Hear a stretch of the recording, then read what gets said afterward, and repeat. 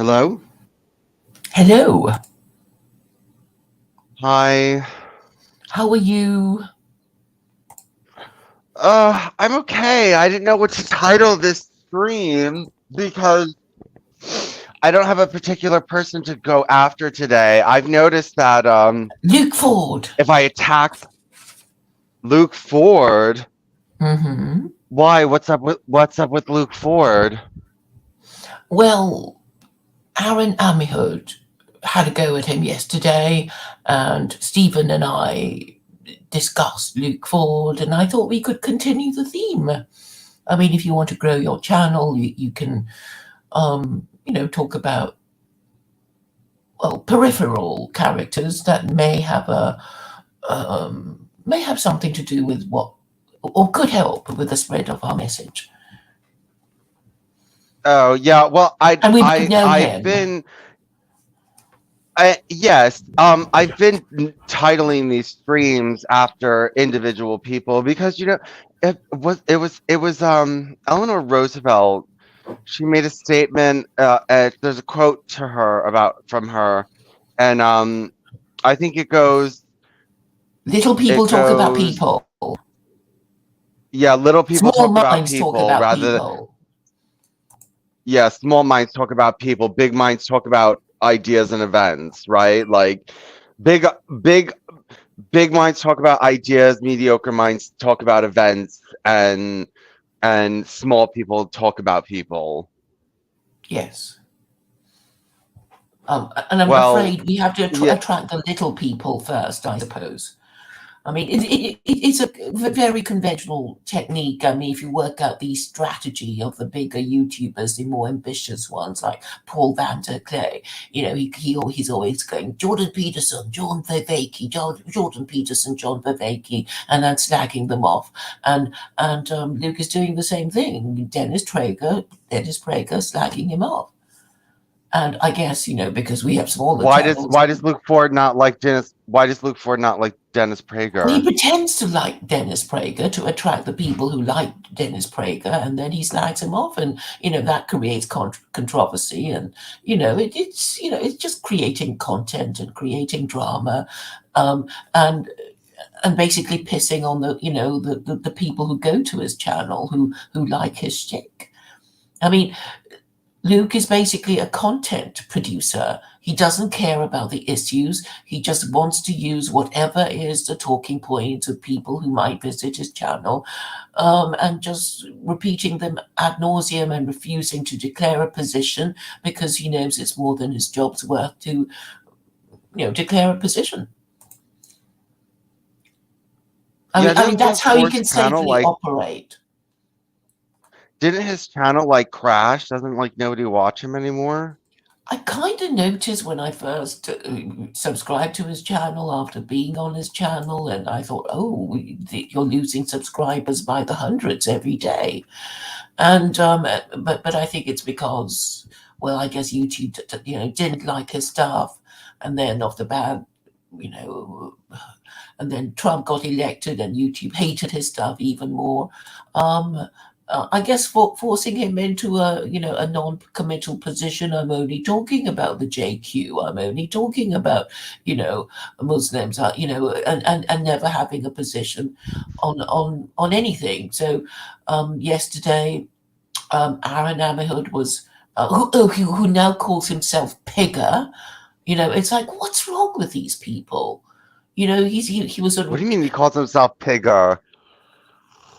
yeah, I mean, and then before that, he was calling himself a Jew, but with Christian ancestry, going way back to the Puritans. I mean, typical mixed up kid. Um, and now he's I guess trying to show his individuality while living in Israel and calling himself bigger. It's like, what are these people on about? But okay, Aaron has had a stroke, so we have to excuse him a little bit. But I mean, the gist of what he was saying to Luke was, why are you like that? Why do you never take the correct position or the position that your subscribers and viewers want you to take? And the answer is that, really Luke is just using them as fodder to come to his channel and big him up as a YouTuber and say, I've got so many subscribers, and while at the same time pissing on them, you see. I mean, he converted to Orthodox Judaism so he could avoid accusations of anti-Semitism, because, saying you're an Orthodox Jew, prepared to entertain all these, discussions by Wignads of the JQ is good cover. And then when you talk to him a bit more, you realize he doesn't believe in God. He only converted to Judaism because of his daddy issues.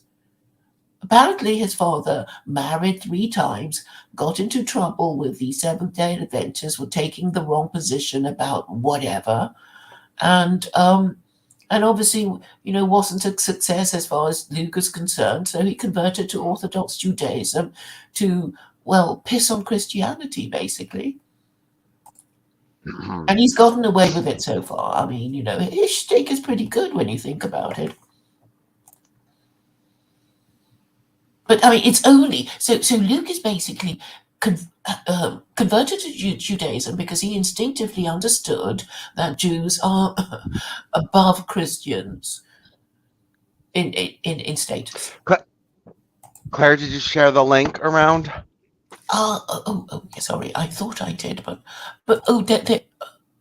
have I got the link? Did you give it to me? And has it appeared on my notifications? I just posted it. I just posted it on my timeline. It's right on my timeline on Facebook. I'm doing it now. I'm doing it now. Hey Siri, turn off the fan.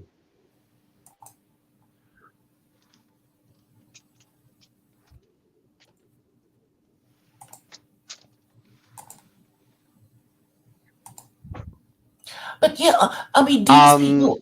Yeah. Tigger, this is a really, really. Is he schizophrenic?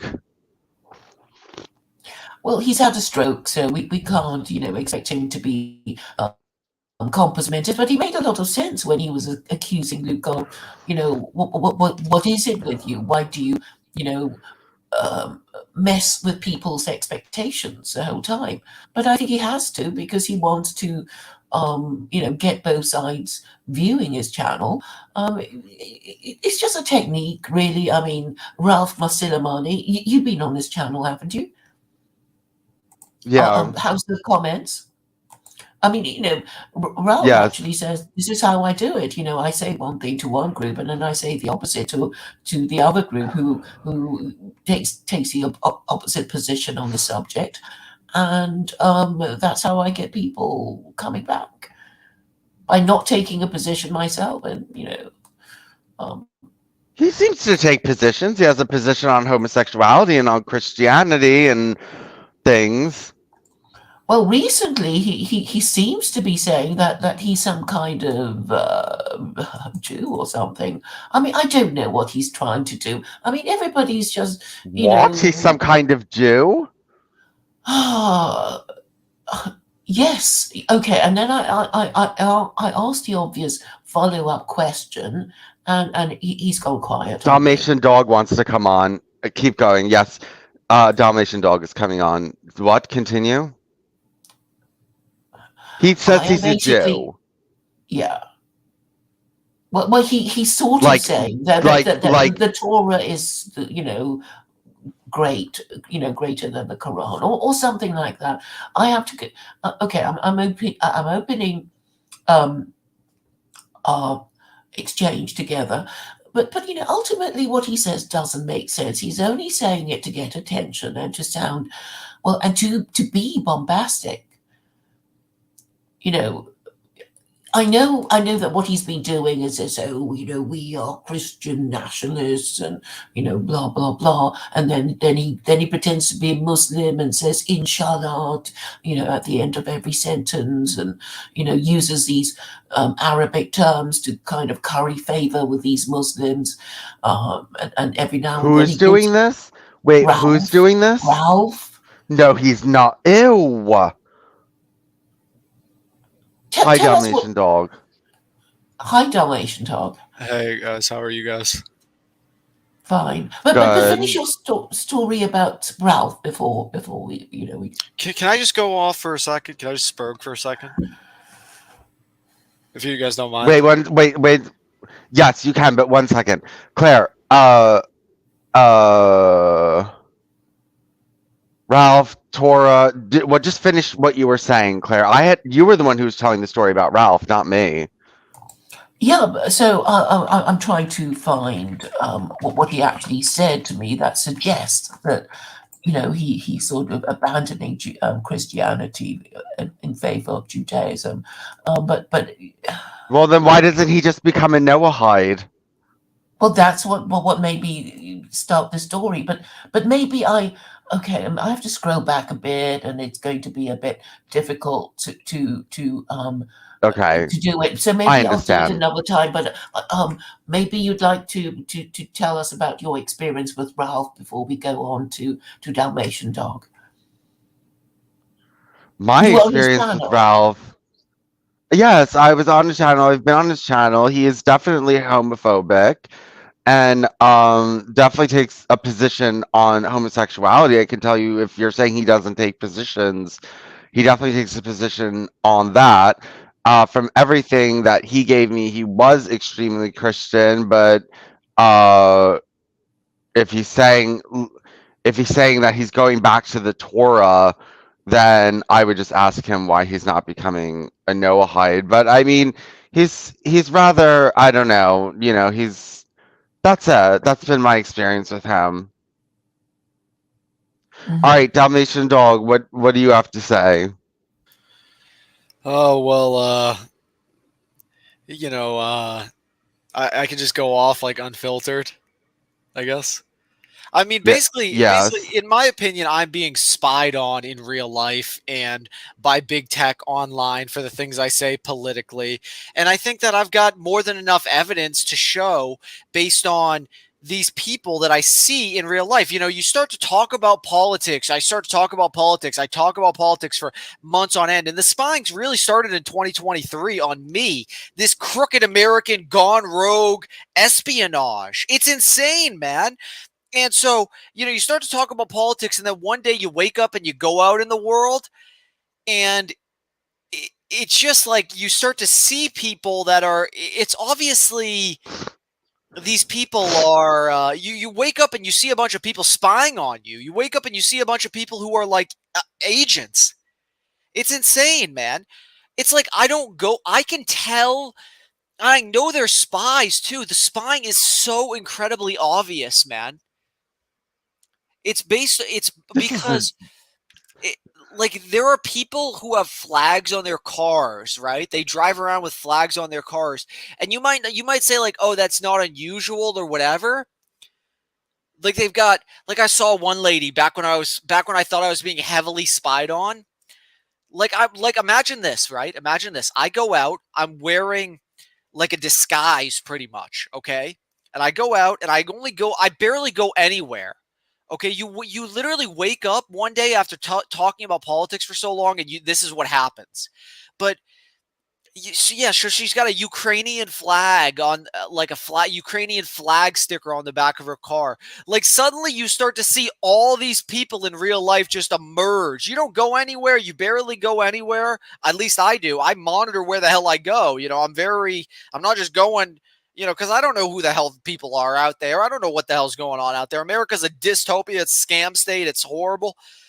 But it's like, I don't understand how I can predict that they're going to be political people before I even see them. Like, I can go literally drive down the road and know that there are going to be people out there that have flags on their cars that are like wearing like the amount of like, it's just insane, man. Do you understand that, Vincent?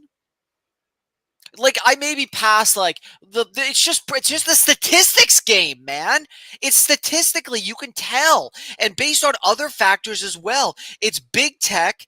It's at local espionage agents because they think I'm some sort of Russian or they think I'm some sort of terrorist or something. And so, and basically, I talk about well, breaking the country down. I've had okay, I think we're spied on. I think I'm spied on, but Who's spying on you, I think Vincent? Who's spying on you? well, I link you. Okay, man, that Lee Sizzler dude. I say that dude's spying on me because honestly, it's just too many coincidences, man. Like it's just too many coincidences, and it makes it statistically not. It's statistically just a game of probability. I don't know what to say besides that. Besides seeing the people with their flags on their okay, car you're all the saying time. okay. Okay, yeah, okay. Like you're saying that you're seeing too many flags and it's making it feel as though it's being artificially stimulated. But other things, there's a lot of other things, too. It's YouTube suggestions as well, in my opinion. Maybe that sounds crazy, but yeah, I think they're watching I don't know if they watch my YouTube account. I don't know what the hell they're doing. I think they're just really trying to figure out who I am. Because I post these things on Gab about the political situation, talk about bringing the country down. I evaluate the government in a way that people don't like so much, whatever. They need to know, am I military? Am I Russian? Am I CIA? Who the hell do I work for? How the hell do I have this much time to talk about these things, And, it's not just, they do it very inconspicuously. It's like people talking to me in real life. I leave my home like one time and it's people interacting with me. It's just it's a game of statistics. I don't know how to explain it. Does that make sense? It's too many. If yes, you have okay. if enough coincidental things happen to you, you start to realize that it's not just a fucking coincidence.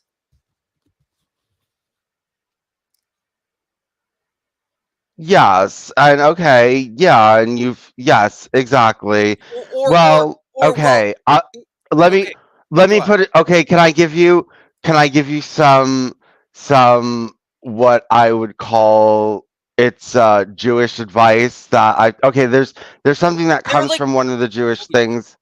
Let me they're tell you something to make you feel better though. Okay, there's this thing in Jewish mysticism that says there's life on other planets, don't let it distract you. You're being spied on, there's nothing you can do about it, don't let it distract you. I'm being spied on, but I mean I get worried about it. I do, I won't lie. But I can't do anything about it, so I'm not letting it distract me. And yeah, I'm more scared of people hacking into my computer, like rogue people, like some Hindu that's angry with me for going against his religion and like doing something fucked Vincent. up like Who is planting spying child on you? porn. Who is spying on you, man? Who is spying on you? Okay, the Jews report to the government people who are extremely involved in anything that seems like a lot of anti-Semitism. So what I'm doing, they would feel is a lot of anti-Semitism. So of course they've reported me to the government. I've done a protest out in front of Jewish synagogues. I've gotten into arguments with Jews and everything like that. So I mean, yeah, they're definitely looking at me, but I'm not going to worry about it because there's nothing I can do, so I don't let it distract me. Well, What are you going to do about it? they really started to pick up this espionage on me like in the last few months. In 2023, it's gone insane. I mean, I didn't really post in 2021. I maybe made like two posts or whatever. 2022, I was posting a lot, a fair amount, whatever. And now this year it has gone in literally they're in my face telling me they're either gonna I'm worried they're gonna kill me or something, honest to God. I freaked out. I can't sleep at night in some cases because I'm too worried. But I can't even believe they're not fucking around if they went to that level of figuring out who the hell I am in real life, man. I don't like Vincent, you use your real name, don't you? Is this your real name? Yeah.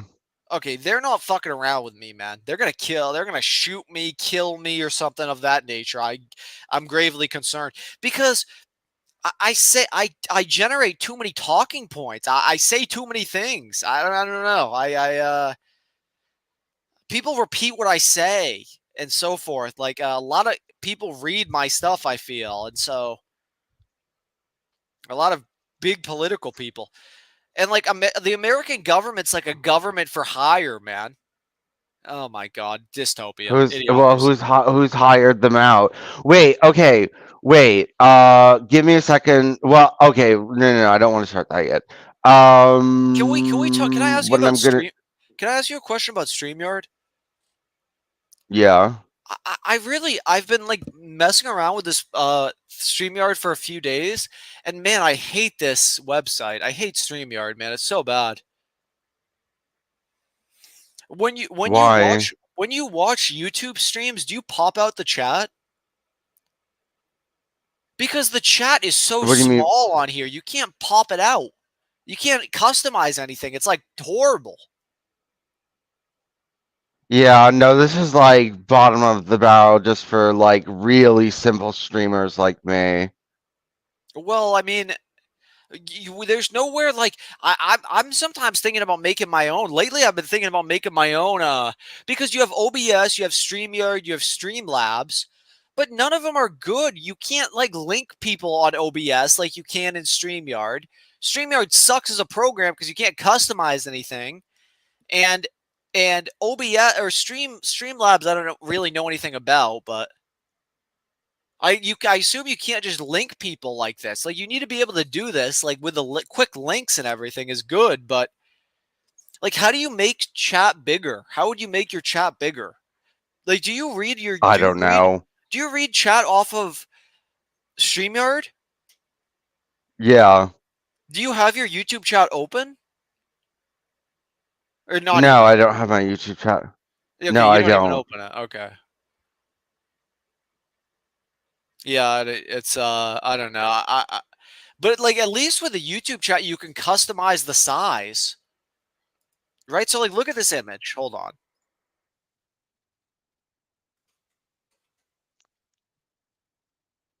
I took this picture yesterday. Or I'll post it in private chat, I guess.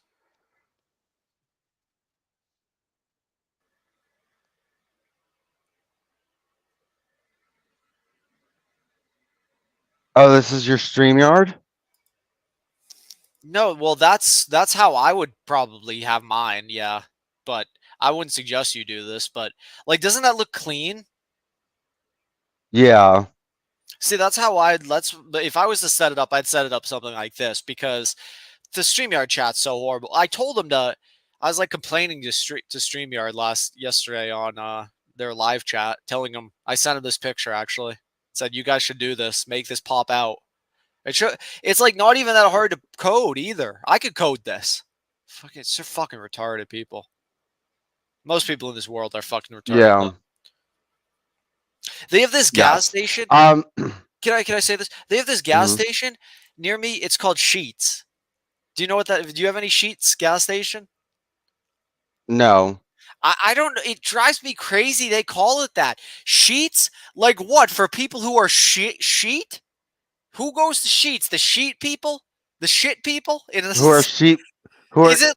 What's Is this sheep? just? What We're does just sheep ruled by mean? these What is crooked sheep? elites. The elites are just in the face of the citizens, making fun of them, taunting them, and so forth. Oh, dystopia, idiocracy, Vince. I can't believe that this country is even held together, man. I don't even know how. The elites know the time for America is running paper thin. That's why they're doing this situation in Ukraine. That's why they stole the 2020 election. They know America has a fucking shorter lifespan left than anybody fucking knows besides me, in my opinion. But like even like Nick Fuentes and others, Nick talks about. I was listening to Nick's stream yesterday. Nick Fuentes, he's saying, he's talking about the U.S. dollar, like he knows fuck all about the U.S. dollar. Like some of these people don't even know anything about anything. Like there is not one person in the government of the United States who can evaluate the situation correctly at this point in time, except me, in my opinion. Not one, Vincent. Not one. And not even these people at the Council of Foreign Relations, the Brookings Institute, and other think tanks across the country. They have no brains, man. This country is running on a paper fucking thin, like the string is fucking minuscule, holding it all together, man. It's like so tiny, nobody even realizes how tiny it actually is. They're so fucking retarded. The operators of America are just the most brain dead people. They are so fucking incompetent. They have no idea how soon it's all going to come down. like especially in regard to Nick talks about like the monetary, like this country has like a decade left. Oh, America is that's so suspect in my opinion. And people who claim America has a decade left, like you have no fucking idea if that's true or not. I think What if we got what if can I ask you a question? What if we like something big happened and we immediately got rid of usury? What do you think would happen? what is usury, Vincent? What even is that? Charging at interest, like the thing that Islam prohibits. Oh, I see. Charging interest on Charging at credit? interest. Can you take out credit? Yeah.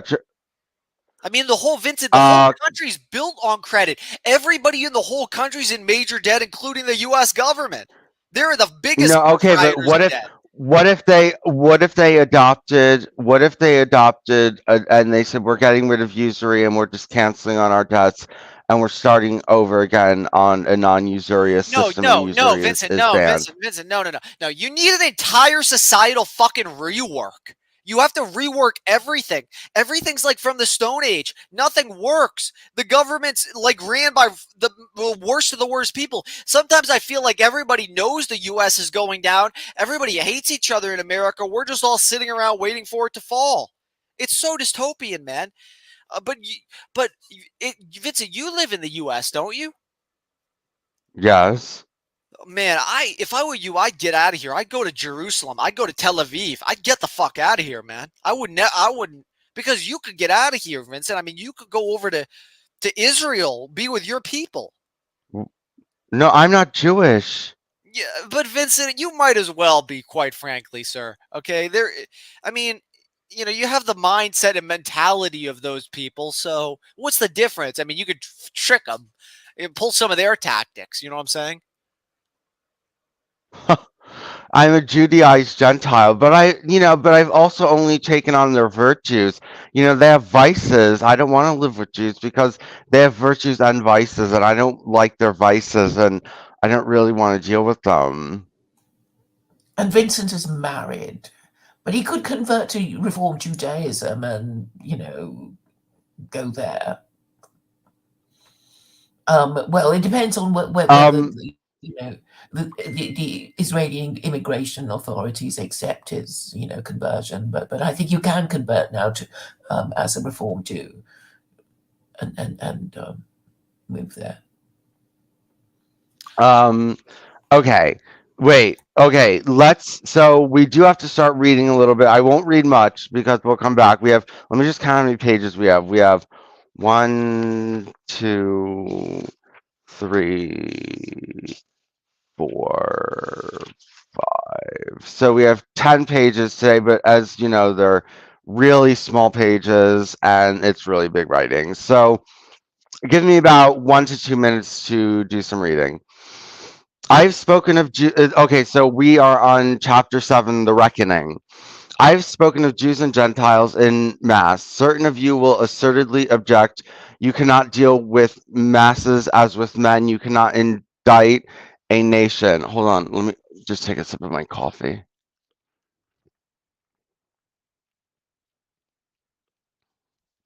Okay. The objection is futile. Not only has it been the universal practice to indict and to punish masses as if they had personality and to treat nations as such, but you are doing it today everywhere. And I believe that fundamentally the practice is just, despite the objections of the few whom I shall answer here. Particularly consonant is the practice with your Gentile philosophy. Here is your nation, X. It is composed of militants and pacifists and mobs. The government is militaristic, whether it represents a minority or a majority, and the militaristic government engages in the whole country in its acts, is responsible for a war for oppression. How shall we treat that nation? Single out the militarists and pacifists, go into the workings of it, separate out the constituent elements? You cannot. Every member of that country is a member of the team, must take the good with the bad. You must pay the debts, contracts by the government, must pay the debts contracted by the government. It cannot be a nation otherwise. This from your point of view, this from your point of view, and from the point of view of the workings of justice, it happens to be no less defensible. When the whole of a nation reaps reward or punishments, a rough general justice is executed. If it is only the will of a minority which has brought on catastrophe and the majority must pay, then it pays for having suffered the will of the minority. Had the German masses foreseen defeat and its consequences, Germany would never have gone to war, militarist minority or none. The masses which obey their masters readily or sullenly must pay for the obedience which gave their masters strength, and the same is true of every other nation which is guilty. All extenuations is irrelevant. How shall the majority learn that it must not acquiesce indolently in the will of the minority? Shall it not suffer the consequences of its indolence, a slow, almost impossible process, but as suddenly a just one? For the impotent or corrupt acquiescence of the majority made the minority effective. But if, on the other hand, a nation suffers for the will of its majority and the minority suffers with the majority, then very clearly effective justice is being wrought, and just as clearly is the payment supposed to alter the will of the nation. As long as there are nations and groups, these laws must hold, and as soon as these laws collapse, nations and groups will cease to be. Okay, so what did you think of that, Claire? So I'll sum it up because oftentimes I ask Claire what she thought and she says, "Can you sum it up for me?" So I'll try to sum that up. Basically, what was his main point there? That that you have to attack a government even though there's people in it that don't agree with the government, right? Like, isn't that what he's saying? That you have to judge an entire society altogether, even though there's people in the society that do not hold, are not really responsible and are against what the government is doing. Oh, well, I suppose every society would have its dissidents, and I guess you can only judge an empire by its expanse and how long it lasted. I mean, if you're talking about objective criteria, right? And I think what we know is that um, um, we know that all empires decline, and Jews have basically outlasted all empires because their calendar is sort of nearly reaching the year 6000 for them. So even their calendar is is an assertion of their longevity, saying, "Oh, we survived." The ancient Egyptians and the ancient Greeks and the ancient Romans, and we survived the Spanish Empire, the British Empire, that kind of thing. So, I mean, do you agree about objective measurements of, I guess, imperial glory or, the longevity of a civilization? Well,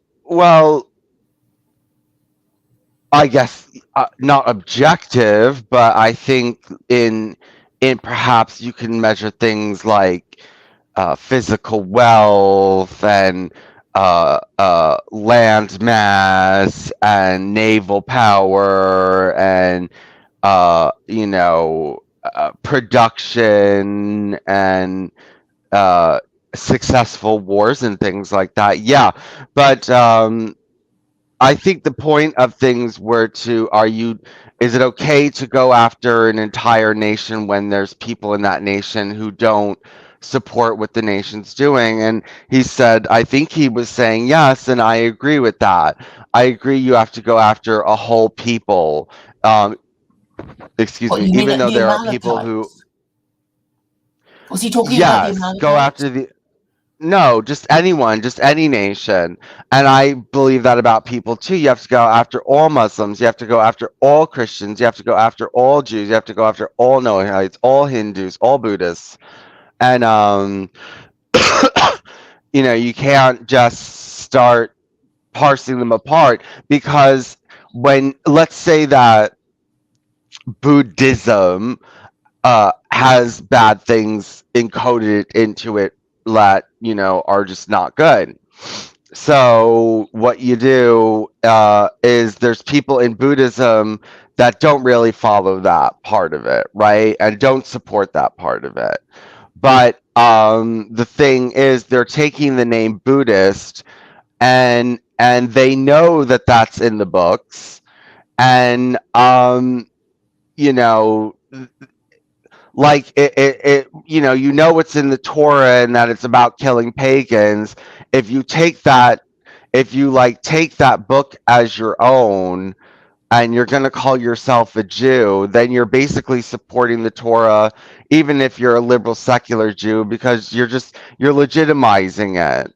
You know what I mean? That would be like me taking Mein Kampf as my book and saying, well, I don't believe in everything in Mein Kampf.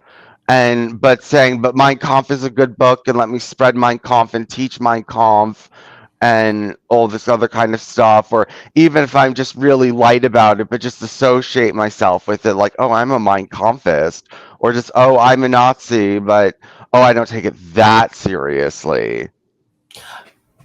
Okay, this is how I do, how I compare the five world religions, you know, according to their perceived status. So, you know, as far as, you know, Judaism is concerned, you know, it preceded Christianity and Islam, right? And then you think, okay, well, we can't all be Jews, we're not all meant to be Jews. What about the other religions? And then you think, well, okay, well, according to Judaism, Buddhism and Hinduism and Christianity would be idolatry, and therefore Islam is the only acceptable religion. If you're going to look at it from a divine standpoint, from the eyes of the, you know, the Abrahamic God, like, you know, if God actually existed, who would he approve of? And then I guess your next question is, you know, but why are Muslims so low status and so despised and so stupid and like peasants, and you know, so why should we adopt the religion of people who are just peasants and stupid, and you know, and then you can, you know, maybe get a dialogue from, you know, people who want to explore this question. And then you can say, well, you know, okay, the Hindus, they had an empire, the Majapahit Empire, and well, that's over and out because they've been taken over by the Mughals and then the British. So, you know, as a civilization, they are over and out. And as for the Buddhists, there was some, you know, little Buddhist empire for a bit, but now that's over and out. And when you think of Buddhists, you think of Thailand, where it's a center of sex tourism for, you know, men of all races. Or you can think of Tibet, which is now a part of China. Well, I mean, they haven't achieved that much for themselves, have they, these Buddhists, except become attractive destinations for tourism. So what else is there? And then I'm afraid it will be, you know, Christianity and Islam. I mean, it depends on what you're looking for. Maybe if you want to be spiritual, you think, oh, I'd like to meditate, or, you know, in some monastery, and that's what I'd love to do, then I guess you become a Buddhist. You know, it depends on, well, you know, why you're asking the question. Look, I'm betting on the fact that people are going to want no religion in the next 50 years, because they're going to realize that religion causes problems, and religion is the root. Well, Vincent, it's the root of all of. Claire thinks everything is a religion. Claire thinks liberalism is a religion. Claire thinks you are right. I'm saying it's the same thing. So there is no way of separating religion from politics, because, you know, you think you can, and then it comes back. You know, the way the founding fathers thought they separated religion when they separated the church from their state. Well, it's a question. is still a question for Americans in the 21st century, because they're all afraid of Islam, and they know Christianity no longer works, and they're wondering what to do. And Vincent thinks, oh, they're not going to be interested in religion. I think they will be, because when they're frightened, they will go back to the religion of their ancestors, which is Christianity. And if they had to establish a church, well, it wouldn't work, because then, and it would be profoundly un-American, and you're undoing the work of your founding fathers. So, it is a problem, and it is a political problem. So I don't see how you can deny it, Vincent. Well, okay, you're saying, okay, everything you're saying, politics is a religion, and okay, so okay, is there a difference? This is why, okay, like people call things a secular religion. They call communism a secular religion. But I think there's a difference between making up morals that you can't prove, and so because you're pushing something that's subjective, it's a religion. That's why Give an when if I example were of to, morals. Please give an example of morals you can't prove.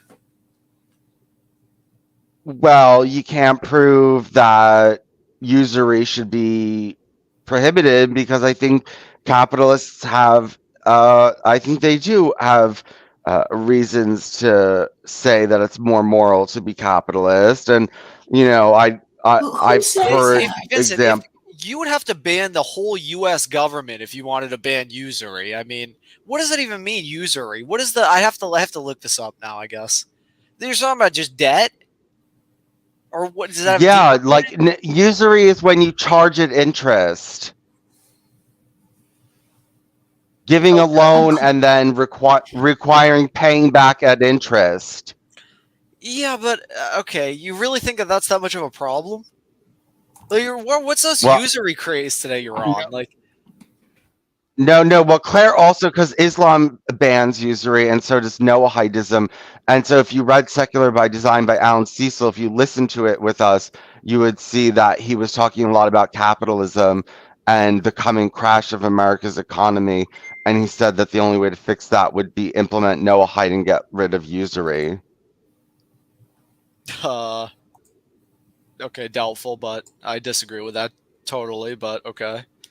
I mean, the economy is going Well, to you don't crash, think? but I don't think the problem is necessarily usury. I mean, we got to this point by with having usury. I know. So he says that get rid of usury and you can fix the economy and things are going to get better. No. And Claire says just let everyone default on their debts. So if world no-Noahidism was declared, everyone would just default on their debts and we would just start a new economic system all over Yes, that's not that's what based we on want. usury. Yeah, To make house that's prices the affordable and yeah. rebase. Are you guys retarded? Yes. You guys think they're going to let just people default on their debts? Why The not? whole The more world would people even indebted governments enough, would default. Yeah, yeah, the governments would governments default. would also default on their debt. Uh-huh. Yeah, but the government doesn't really owe anybody money except itself. I mean, they have, I guess, small debts, obviously, but nothing major. I mean, No, we Small have debts, enormous debts. small debt. We're mountains in debt, and so are other countries mountains in debt. And so we can just that okay, look, that's the plan. You don't have a plan. The Noahides and the secular Quranas have a plan on how to fix the economy and to I reset disagree. the world. Can you Okay, and show what's my your screen share? plan? Can you show my screen share, by the way? Yeah. And what's your yeah, before I do, what's your plan? Well, I already laid it out for you, Vincent. I mean, we have to rework everything. Not a single thing works in the No, U.S. oh yeah, what you Okay, yeah, can you rework, not but make it what is that? full Give screen? me the plan. Give me the plan for reworking it because I just gave you my plan. So what's your plan to rework it? Well, you would have to actually make all the systems modernized, the laws actually work, and then the outcomes be produced well. I mean, you can have usury, but I mean, That's not a plan. That's not a plan. What you just said is not a plan. that's the only plan. That's all. That's all you can do. No, no, I mean, no, you didn't give us specifics. Okay, I give you specifics. You ban usury, and the old world governments ban default on their debts, and so does the whole population. What is your plan? so what would happen if that all happened, Vincent? What do you think would happen? well, then the world economy would totally switch. Nobody would be in debt. And because things were, why would the owners of the society let everybody default on their debts? because they see that it's unsustainable and that we're just going to crash and burn as a society, and maybe it's better for them to be on top of a functioning society than a global collapse. Maybe it's better for them. They're never gonna. That's just insane beliefs, man. In my opinion, can you not make it like this? Can you make it so it's smaller? So it's not like I want our names to be. I want our pictures to be out bigger. Hold on. So, okay, sorry, I'm making you do this. Yeah. You guys are. What's this weird obsession with usury? It's weird. Oh, maybe there's not even a setting for it, is there? God, I hate. No, there isn't. Oh my God, Streamyard is so bad. It's horrible. This program is fucking horrible. Why shouldn't I make my own fucking program like this? It's horrible, man.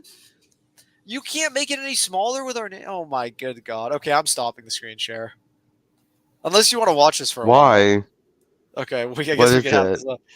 This is just RuneScape. I don't know. It's nothing that interesting, but You're playing RuneScape, are you?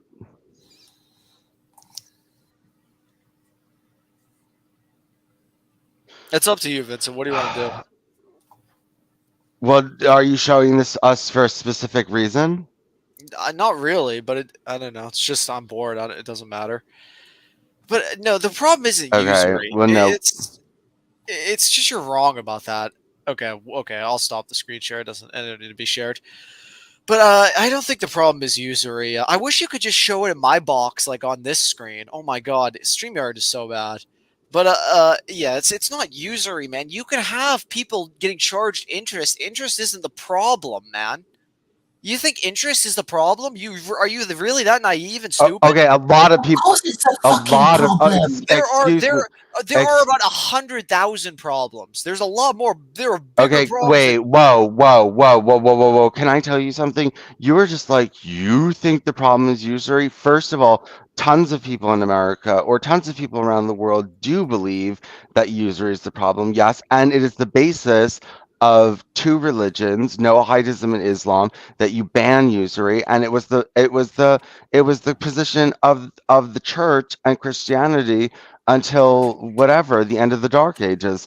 So I don't believe that there is.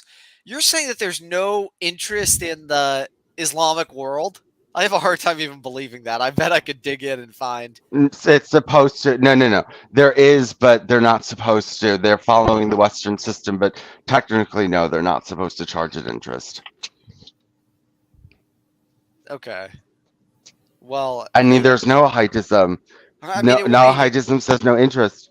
I agree. It would be nice to default on their debts, right? I'd love to default on my debt, not have to pay it back. That would be nice and that'd be good for me, but I just don't. That's just not realistic. I mean, that's a bizarre theory. The elites would never let that happen. You know, your debt is somebody else's asset, and so the idea that they're just going to give all that stuff away. For free, but we're going to collapse as a society. Look, like we're going to collapse as a society. So if we don't ban usury, or if we don't do something, we're going to collapse as a society. So cut your losses. Do you want to be at the top of a high civilization, or do you want to be at the top of a bunch of primitives? Like, what do you want?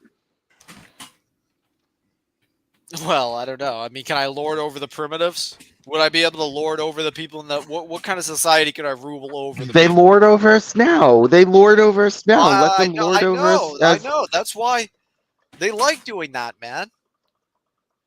Okay, well, let them do it in a functioning society. Okay, let's say this. Do you really think? Wait, can I say this? Can I ask you? You could be the. Wait, can I tell? Wait, let me tell you something. In Islam and in medieval Christianity, people lorded over society without usury. You do not need usury to lord over a society. So they would still be able to lord over us. There would just be a different economic system. Do you know American debt is at an all-time high? the idea that they're just going to let people off get away from their debt for nothing is just absolutely never going to happen. That's a bizarre theory. But the government would too. Okay, well but then the government doesn't owe. Who do you think the government? Vincent? Do you know how economics works? Who does the government of the United States owe money to? Who do they owe money to? Like China. China. How much debt are they in? I don't trillions. Okay, you don't know the number? No. Trillions. China, how much do you think they owe to China? Oh, I don't know. I don't know. Probably billions. Okay, so how much of their debt do you think they owe to foreign countries? A lot. It's really not a small amount. They owe the debt to themselves. They print the money and the currency loses value, but they don't really owe the debt to anybody. But they owe it to the people and themselves, really. That's it. I mean, they're not. Well, yeah, because they just create money. They just create money from nothing. Sure. Okay. Yeah. China holds maybe. I don't think China. Well, and they create money at interest. They create money at interest, so there's never enough money in the system to pay back the debt. So you have to keep printing money.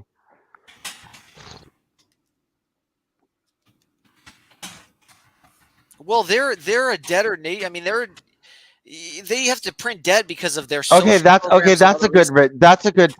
a good reason to ban the system because there's always not enough money in the system to pay off the debt, so you have to keep printing money, and so that's a reason to get rid of usury.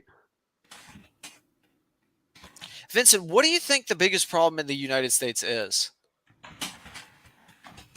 Oh, there's hundreds of them, but where would you put I'm usury just saying on the list? I mean, no, just tell me, where would you put it, like, on the list? If you've got a list of like the top 10 okay, wait, look, there's a difference. Would it be top 5? No. There's a difference between what I personally believe and what I push as a Noahide accelerationist. I am economically illiterate, and worse than that, I am bad at economics.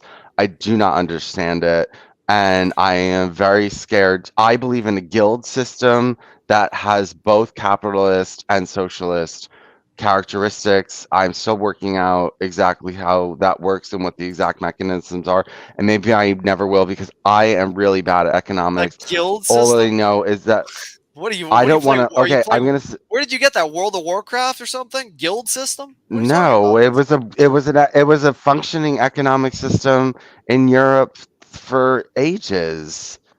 Okay. So the guild system, huh? It was with capitalist and socialist perspectives or whatever. But I'm not ready to ban capitalism because it has given us a certain degree of wealth more than other countries, and I don't know enough about any other system that would help us.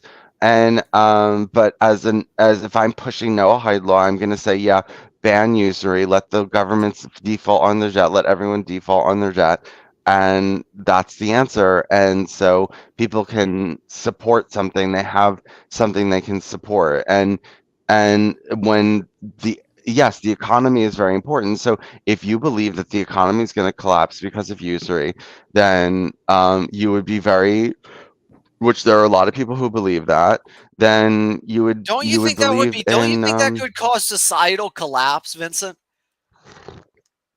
I do, but other people don't, and certainly the Muslim world doesn't believe that. Vincent, no, what do you even mean by the Muslim world doesn't believe that if everybody in America defaulted on their debt, society wouldn't collapse? Who in the Muslim world? No, okay, we're talking about the world accepting the Noahide economic system and banning it altogether. The whole world, the IMF disappears or whatever. Well, okay, like I said, I mean, I don't really know too much about the Islamic world's economic system. I don't know how they, like I said, I probably no, it's capitalist. It's capitalist right now, but they're not. They're They're not supposed to. Yes. You didn't answer. Where They're does not. usury fall? Is it a top 10 problem? Is it a top 5 problem? To me personally, I don't know if I guess you would don't ask me, ask other people that believe in this. Well, maybe we Sam has a lot to say about usury. He's very informed about the financial system. Yeah, why does Sam? He's in the chat. Can you link him, Vincent? Or does he have the link? I guess he has. I've given him. Okay, does he want to come on?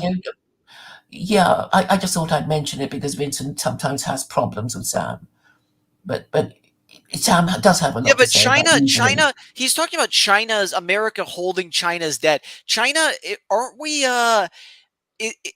We're getting rid of Samuels. Come on. China debt. The China debt is going away. We're paying China back, aren't we?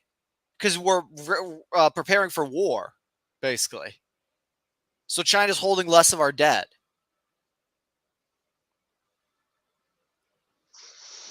Is that true, Sam? He's gonna come on, China but you guys, haven't. Okay, wait. Can I? Okay, during Obama's presidency, China owned a lot more U.S. debt than they own today. I know that for a fact. I'm like almost positive about that. I was looking that up a few months ago. China doesn't own as much debt as they used to, and for good reason, because everybody's getting ready to go to World War III, in my opinion, because all these countries are bankrupt in every way imaginable, and they're all old empires, in my opinion, in some ways too. So throw that in there. But you blocked me, Vince. Hey, Vincent, did you block Sam from Israel? Oh no, I blocked him from the.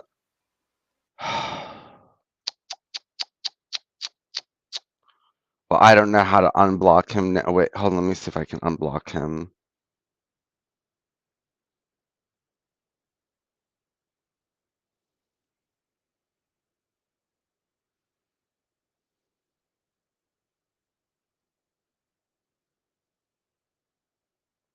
But even oh man, what's that country that's really bankrupt? Oh, hold on. Let me find the world debt clock real quick. There's one country that's so fucking bankrupt. I think it's Japan? Or let me see here. It's yeah, it is Japan. Yeah. Japan is fucked. It is fucked. Japan is absolutely fucked. I don't know how Japan is going to go on. Like, that's why they're all getting ready for war, man. Everybody's just doing military drills, doing military exercises, getting ready for this whole thing to come down, man. Yeah, okay. Venezuela, Japan. Okay, yeah, Venezuela is pretty fucked. I agree about that. Venezuela is not even, I don't even consider them a real place. I mean, that's just place wiped out, basically. But the U.S. is soon to be the Venezuela of the America's headed towards Venezuela. There's going to be no difference in America. People are going to be walking around with sacks of money, all worthless. It'll be junk. It'll be worthless. Okay, wait 1 second, Sam. I don't know how to unblock you. Is there any way that you can get in with a different email address? I don't know what else to tell you. And Dalmatian Dog, you still haven't answered the problem. Okay, yes, an economic system is very important. Economics is very important. And charging an interest changes economics. So the question is important. So yes, interest is an important thing. And what I was going to say is don't talk because I need to take a second to well, you could. I would argue. Wait, no. Wait. Let me get my question out. You have not explained how. Okay, let's not talk about debt to China. You have not explained your plan is to print money at interest, so there's never enough money in the system to pay off the debt. And usury would change that. So your plan is constant production of money that you cannot pay off. And no, you need to fix these bankrupt social programs. I mean, there's really things you could do. No, excuse me. No, you still haven't. You're not answering the question. Okay, again, what is because the question? You're Ask the question directly. The question is, I did. I said, so when we print money, we put the interest on the money. So if you print $1, you have to pay $1.50 back. So there's never enough money in the system to pay it back. So you always have to print more money to pay your debt. And then you have to, but then that creates more debt. So this is your system, constant production of money, constant printing of money. Like, Do and you understand why they print money? I'm not saying I would print money necessarily, but that's what our government does. they print money to pay off their debt. They print their money to pay off their debt. But it's not to pay off. They owe the debt to themselves, dude. You Okay, realize but that, then right? they owe Who this do you think they- increasing. Oh no, they don't. The Federal Reserve is a private bank. It is not a government bank. The Federal Reserve is basically part of the U.S. government, in my opinion. I don't know No, why. it's not. But it's not. But it's a Okay. private bank. It's a private bank. It's not part of the U.S. government. It's a private bank. Well, I just feel it's just basically an entity of the U.S. government. I don't know why it's I Okay, don't but know it why people say that. is a private bank. I've We owe never to the Federal understood. Reserve. I've never understood why people say that. I mean, But it's true. The Federal Reserve is a private bank. I don't know why people say that. It doesn't make any But sense. it's true. Because it Maybe. is true. But I mean, they basically dictate the currency supply for the nation. I mean, Yeah, a private bank dictates the currency supply for the nation. hold on, let me look this up. Yeah, okay, it's the central bank of the United States. No, I know, but it's a private bank. Ask it is Okay, whatever a what is the private point of bank. saying this? Okay, I don't care what that thing says. Vincent, Because excuse me. I've just Yes? posted something that will help you maybe unblock Sam in the private chat. If you're interested, because Dalmatian Dog really doesn't know, he doesn't understand the economy. He's just saying he doesn't see how. What if I said that I don't show tells you I don't understand? Okay, I mean it's like Sam actually knows he has something to say, and maybe Vincent can find out how to unblock him, which is more useful than arguing with you. Okay, Sam. The U.S. wait. government owes the money to themselves. They are bankrupt. No, off they social don't. programs. They owe it to Dude, they owe it to their people. They owe it and to a themselves. Let me private take over bank. so you can concentrate on blocking Sam. I'll talk to Dalmatian Dog, okay? Okay. Okay, so you don't see the harm of usury. Hey, Claire, okay, where would you put listen, where would you put usury in the top 10? Would you put it in top 10, top 20? Where do you think it is on the list of problems? It is one of the major problems if your economy is going to collapse. Top it's not 5, Claire? you don't think Is it's it a problem top now 10? because you Can you just you answer? actually Is it top I 5, don't know. top 10? I don't know. It's one of the major problems, and even So if top I gave 3? you a number, Dalmatian Dog, somebody is going to say, "Oh, but something else is bigger." I'm saying it is a big deal because Jews actually know that they're not supposed to practice usury on each other, but they are allowed to practice it on the Gentile. All right, and Islam says. Well, would Jews know that? The Jews don't believe in that. All Jews. That's Jewish misinformation. That's Jewish lies. Okay, Jews don't abide by that stupid shit. Jews don't charge an interest to each other. You They know don't give nothing. You obviously know nothing about Jews the don't- economy. The Oh, reason, please. can you be quiet for 1 second? The reason why Jews are so viewed as being like banksters and usurers and all this other kind of stuff is because the Christians banned usury, and the only people who could charge it usury in Europe were Jews, and so they did it, and they actually created the banking systems in Europe. That's why everyone's like, oh, the Jews and the banks, because they did own all the banks, and they were the only usurers. I mean, it is Okay, obviously but the idea that Jews aren't charging each other interest is like just retarded. No, now they are. No, okay, in under the strict law, yes, they're not supposed to. They break the law, but no, that's the rule. They know that, but they're just breaking the rule. Well, then it's not a rule. Then if they don't care, I mean, I don't care. Okay, well, a rule. no, What? okay, Where well, does they're it say just that? Where does it say that? the Excuse Torah? me, but it's a real world. It's a real world. Yes, the Where's Torah the says rule? that. Where's okay? It's written in the Torah. That's written in the Torah. Jews are not to Okay. charge each other interest. Okay. I'm just going to say that, Yes. obviously, that all these laws that people break, okay? Sam, wait 1 second. Can you hold it? Go ahead. Go ahead. Sam, Okay, just come in with your new email in the StreamYard. are you saying he can't because his IP address is blocked? Oh my God! So you you- IP blocked him somehow, Vincent. He can't even come in. No, on I a didn't email? I didn't IP block him. I just did it in StreamYard and I said block him and it obviously blocks the IP, not the account, and that's really crazy. Unlucky. Okay, Oh so wait, you need to do. yes. Okay, it's useful Oh for you to learn no. how Sam to do it. I've Samuels. sent you the link. No, I just did Sam Samuels. I just unblocked you. Go. I found out how to unblock you. Go ahead. Okay.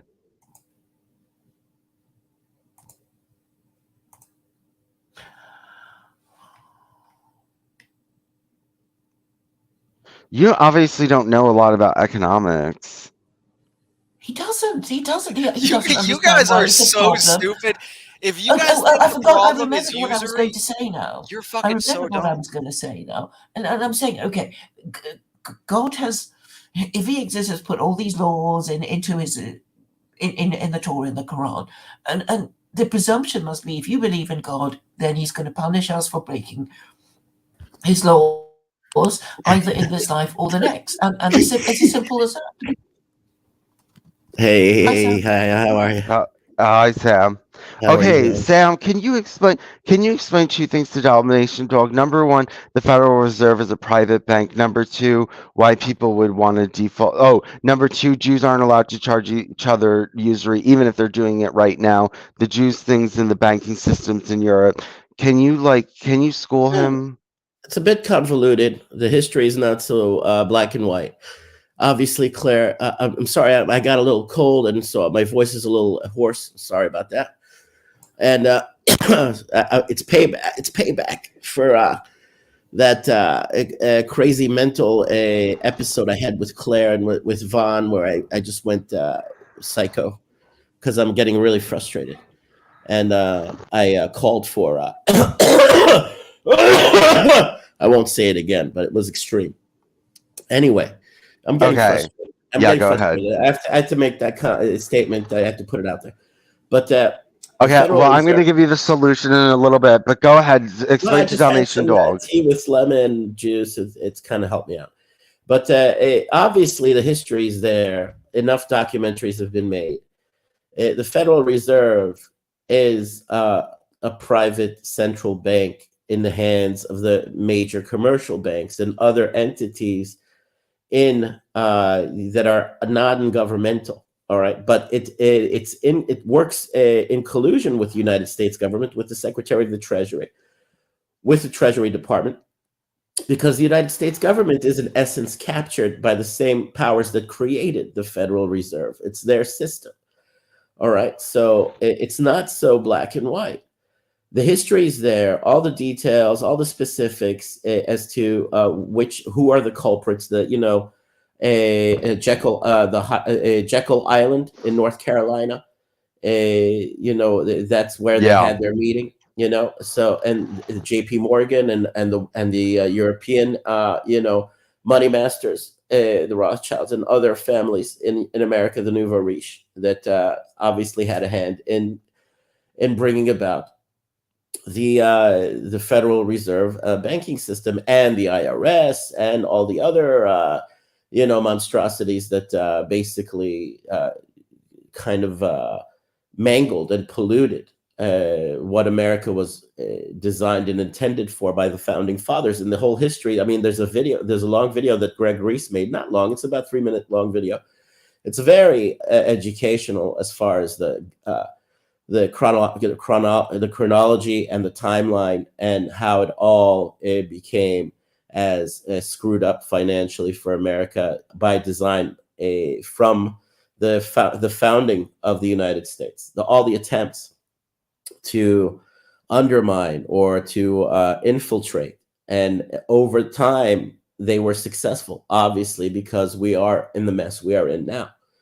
And as far as the Jews are concerned about usury and finances and banking, they also had just like you said, by by the history, the fate, the historical fate, or by it's not chance. It's got this. I'm a believer, but by means of like historical decisions that were made about the use of the Jews, or the purpose of the Jews in Europe, especially European Jewry specifically, and mostly none other than the European Jews. The Catholic Church found a role for the Jews that was useful to them, that would vilify the Jews, that create resentment for the Jews, but at the same time would empower the Jews and give them a foothold in the Western world's banking system. Banking systems. They would become a very influential, very powerful, and over time, this is just like what we know. If you can't beat them, join them. The Jews that did get a foothold in Europe's banking systems and that became powerful, that became close to the ruling class, to the families, the oligarchs or the monarchies of Europe. And obviously, I'm not even trying to hide it. We're talking about the Rothschilds, but there have been others. They began colluding with them. They began working together with one. They began working with one another. So they became polluted. They polluted themselves. They also intermarried. And the religion of the monarchs of Europe is Satanism. I mean, if you're kings and queens, Wait, that Sam, before you get into that, Sam, before you get into the royalty, I'm going to let you get into the royalty. Can you tell Dalmatian Dog that Jews are not supposed to charge usury upon each other? And I know, does it have any modern influence? And I know it really doesn't. But go ahead. Banking or modern finances, and no, it's not actually. It is a law in the Hebrew Bible. It's very plain and simple. I mean, the Muslims know this, and they also adopted this. It's very blunt, but nobody practices it aside from the Muslims who make attempts at practicing it when they can. They want to be pure about it, or they want to be true to it, or they want to actually practice it. But it is in the modern world, if Jews want to survive with modern banking and the way it's been structured and built, it's impossible. It's like they're shutting themselves out of the way the world does business. So they kind of it's not that they overlook it. They don't practice it. And that's how, Jews also in the Western world manage to do business and thrive. If they try to practice that law from the Bible, from what the Christians call the Old Testament, from the Hebrew Bible, from the Torah, then they would be totally shutting themselves out of doing regular business in the West. But it is what is prescribed. Yes. And I'm going to let you talk about Satanism. I just want Dalmatian Dog, can you now respond to Sam and see you're probably on the same page? No, Then I want to wait. Then I want to read from you, Gentiles, and then Sam, you talk about Satanism. Okay, go ahead, Dalmatian Dog. Okay, yeah. If it says that in the Hebrew Bible, I don't know exactly what it says, but I believe you. It doesn't surprise me. I know that, but I also know that it doesn't surprise me that it's not practiced today. I know Jews will step on other Jews to get it further ahead in their life, from what I understand, and so. Sure.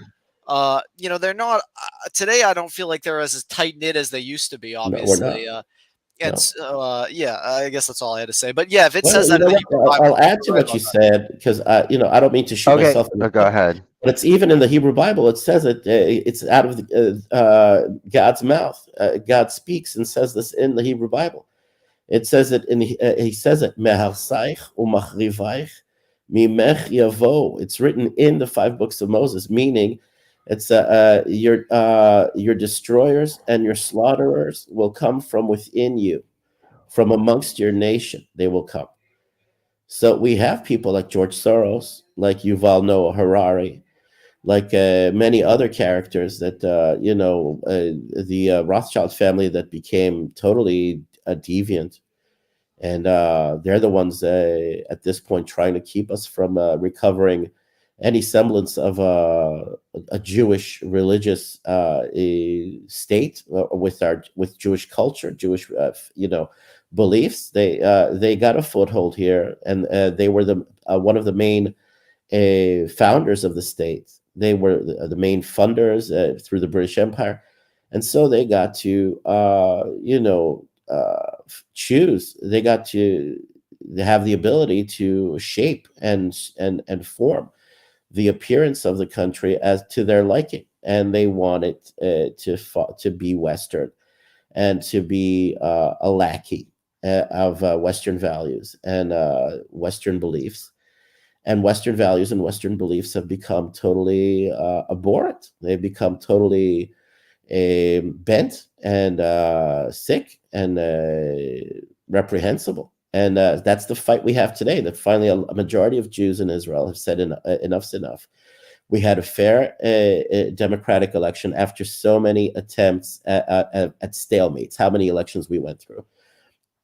And now the psychos want to, by force, undermine the election and the fair, the right wing, success or victory. They want to undermine it, and they claim that they are Democrats or democratic. They want democracy and they don't want dictatorship, but they're flaunting openly their hypocrisy and their stupidity and their lack of tolerance for true democracy. They don't want true democracy. They just speak. They just provide lip service. They just speak a good. Give me the expression. They speak a good game. But everyone in Israel now, including leftists that are fair, are saying you are two-faced hypocrites and you are insulting our intelligence. And it's obvious that you are working for outside forces, outside governments, outside influences, that you are trying to push upon us and thrust and force upon us when it is not our will, and we voted against it.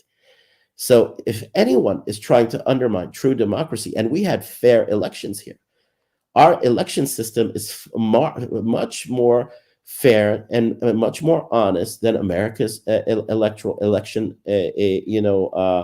process or Canada's. And obviously, because those elections are proven to be frauds and proven to be corrupt. Here we used hand ballots. We had counters and monitors monitoring the monitors, and it's not a large population, so we can actually conduct a really quick and a fair election with hand ballots. And the people voted majority right-wing religious. That's what they wanted. That's what we're supposed to get, and that's what the people that are working for the usurpers that think that they have a permanent foothold and a permanent leverage on our necks, because they were the original founders or funders or architects, and it's not what we wanted. But if they claim that they've given us a democracy, which is a falsehood, obviously now that it's not, it's a fraud as well. Here for several decades, it was suspected that that we're living under a fraud, and now they've proven to us that it's a fraud with these protests. These are paid protesters that are being paid by the U.S. Department of State. Okay, that's a clear linkages have been made by Breitbart in many articles, also to front groups, non-governmental organizations that are receiving payments directly from the State Department. And this includes also in the EU, and this includes organizations in the EU as well that are funding these anti-government protests. And these paid protesters are mostly unemployed. All right, these people are unemployed. They found all of the most You know, Wait, not the riffraff, but I'd say the people that would be willing to do this, and they're not Jews. They're a majority Russian, Ukrainian. All right, so they have no problem. Who's paying the protesters? Soros? Is Soros Yes, funding them? Soros. Yeah, well, let me tell you something, Dalmatian dog. You just have to look wait, at the history. Sam. Yeah. I'm sorry. I just want you to slow down because I have to ask the Dalmatian dog another question, and then I got to start reading because we haven't been reading much. But Dalmatian dog, now you have to answer the question. Okay, your system is continuously print money that we can't pay off because there's more debt than there is money, and it's to a private bank. So that's your economic system. So. Okay. I wouldn't print it, but there are other ways I think you could reduce the debt. I mean, It's a hopeless cause at this point because this month is crunch time. It's basically already in play. The de-dollarization and the planned scuttling of the dollar as the world's reserve currency on the part of 140 countries. That's what's on the agenda. They plan on a mass sell-off of their treasuries in one day. That's the plan. They want to basically pull the rug out from underneath the dollar. That's their financial nuclear weapon. That's what China, Russia, all the BRICS countries. Yeah, I mean, everybody knows the dollar's on a ticking time bomb. I mean, everybody knows that, and so. No, but you know why they're doing this? Because they want to thwart World War III. I mean, instead of letting the seditious, treacherous people that are in charge of America now that have been installed there, because you had your election stolen, those that were unfair. And I mean, whatever people want to say, I could take that back if YouTube is sensitive to that claim, but it's been made a million times over, and there's no reason to try to deny it. Everybody can tell. I mean, everybody here is asking me, how could the Americans have voted in the senile doofus? How could tens of millions of Americans have voted for that? And I tell them, obviously, it's it's exactly what I just said. I won't repeat it. But anyway, okay. In order Sam. Okay, let me interrupt. I think that the majority of the world's countries now, you can't call them good or bad, but they don't want a nuclear holocaust. And they see the people in charge of America as being capable of sparking a nuclear holocaust. They want to neutralize that possibility. So they will nuke the dollar instead of having a nuclear war. You understand? In order to stop, not you guys, but the people that have captured you, that have taken over you, kidnapped you, and basically muzzled you and pacified you. They know the American people are powerless to stop this, so they will do what is necessary. They will nuke the dollar and paralyze America before it starts a nuclear holocaust. Yeah, you're saying nuke the dollar to get control, so America can't do anything stupid. Basically. Yeah, exactly. Yeah, okay, I understand. Okay, let's read from you, Gentiles. And I just want to say, Sam, they're going to avoid World War III because they're going to accept the Noahide laws. And, it's okay. Anyway, keep going. It is not meaningless to say this nation is parsimonious. This nation is treacherous. This nation is cruel. It is irrelevant to answer. You must judge by the individual, not by the nation. When we say Scotsmen are parsimonious, we simply mean that out of 1,000 Scotchmen, a larger number are parsimonious than out of 1,000 Englishmen. A Scotsman whom I do not know has therefore more probability of being parsimonious than an English whom I do know. If therefore I have to choose for generosity between two men, an Englishman and a Scotsman, both of whom I do not know, I would choose the Englishman. Oh, he doesn't know the Englishman. I stand a better chance of being in the right. Naturally, the entire assumption may be wrong, and that is another matter, but it is ludicrous to deny that tendencies or characteristics in nations exist. Only the shadow demagogue insists that 1,000 Englishmen, 1,000 Frenchmen, 1,000 Germans, 1,000 Jews picked up at random, or 10,000 or 100,000 would react similarly to the same stimulus. Assuredly, if I have the opportunity to check up on the individual, I will do it. But if I must take him on trust, I shall sensibly assume him to possess his race characteristics. As for you Gentiles and us Jews, we have both acted on the assumption that the mass must be treated by a general law. The instinct of the Gentile is to distrust the Jew, of the Jew to distrust the Gentile. We only make exceptions. There's nothing inconsistent in the anti-Semite who says some of my best friends are Jews. I say therefore that the conflict between us, you have fought us physically, while our attack on you, on your world, has been in the spiritual field. It is the nature of the Gentile to fight for his honor, and the nature of the Jew to suffer for his. Whether because we are so inclined by first nature, or whether because we have so become through lack of land and government and army, this is true. You revel in force, we despise it, even where we can and do exert it. I like that, he said, he was talking about you can go after a whole nation, even though not everyone in the nation is involved in wrongdoing if the government is wrong in wrongdoing. And here's saying, you're allowed to be prejudiced and to judge entire peoples based on your experience with them, and that people do have racial characteristics, and you are likely to be right if you dismiss a person that you don't know from a certain race. And he's also right that Jews, he comes out and says that yes, we Jews do too, we just we don't trust you Gentiles. And so it's always good to have people like this. Sam, have you ever read You Gentiles? No, I haven't. No, but I'll tell you something about I'm in the same boat. It's like I don't live in the United States anymore. I grew up in New York and Brooklyn for the most of my childhood and most of my adult life, but half of it has now been in Israel. It's half and half now. And I'll tell you, to find some common ground and some balance with non-Jews, Jews and non-Jews, that is very possible. You put everything on the table now. We are in the information age. Everything is naked. Everything is bare naked now for everyone to see. And I'm talking about even how Adam Green does his analysis and how he dissects Jewish beliefs and Jewish positions on the Gentiles from his resources.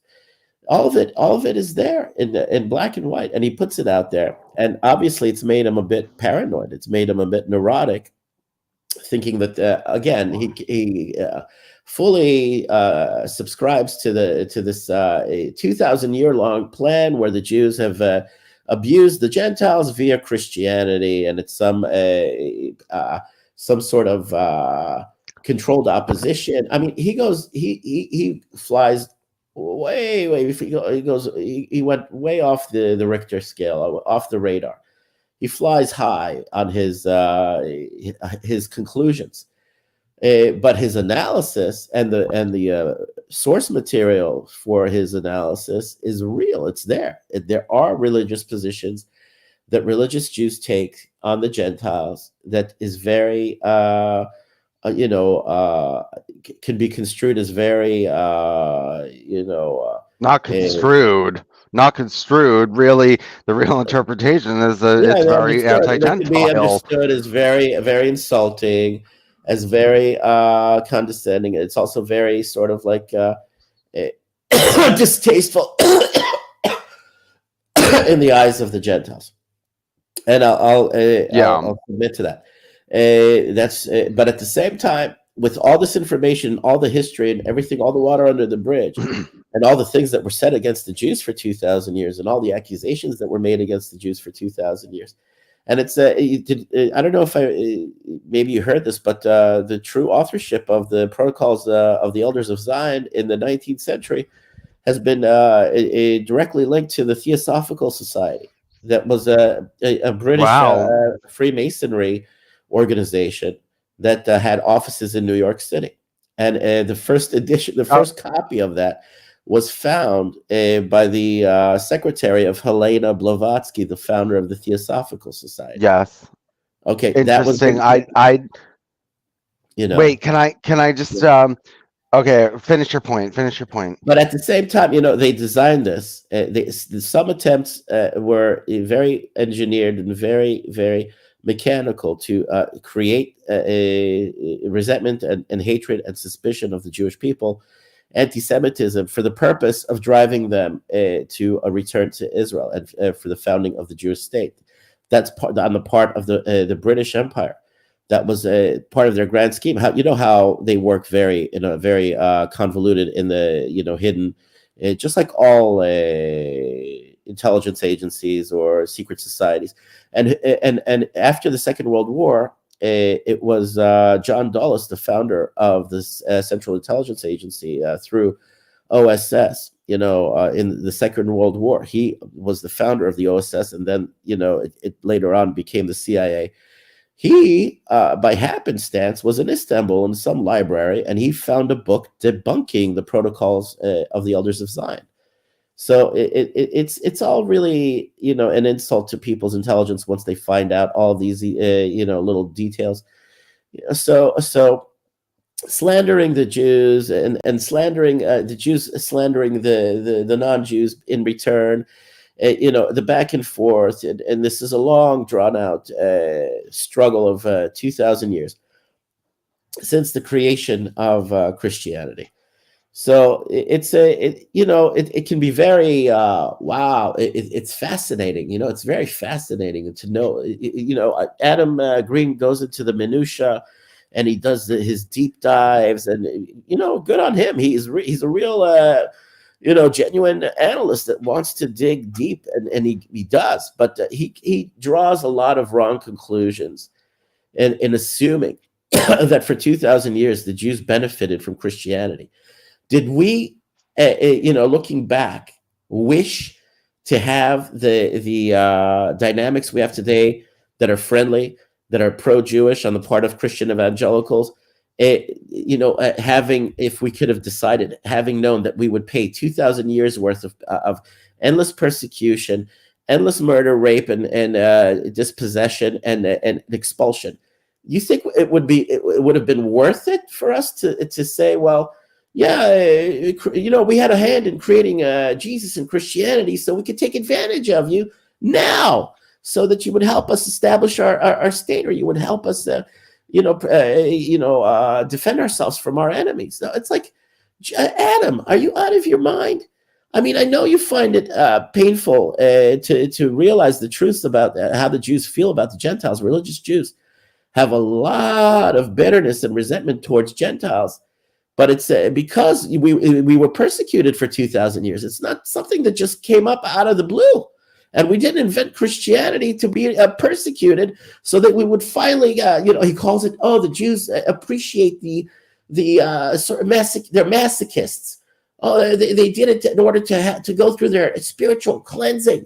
The Gentiles had to torture them. Oh, geez. Oh, my God. I mean, come on. It's like some of the things he comes up with. I mean, he just pulls bunnies out of his butt. But a lot of his, as far as, the one thing I say about the information age is everything is laid bare. All the books are there. It's easy access to all the information.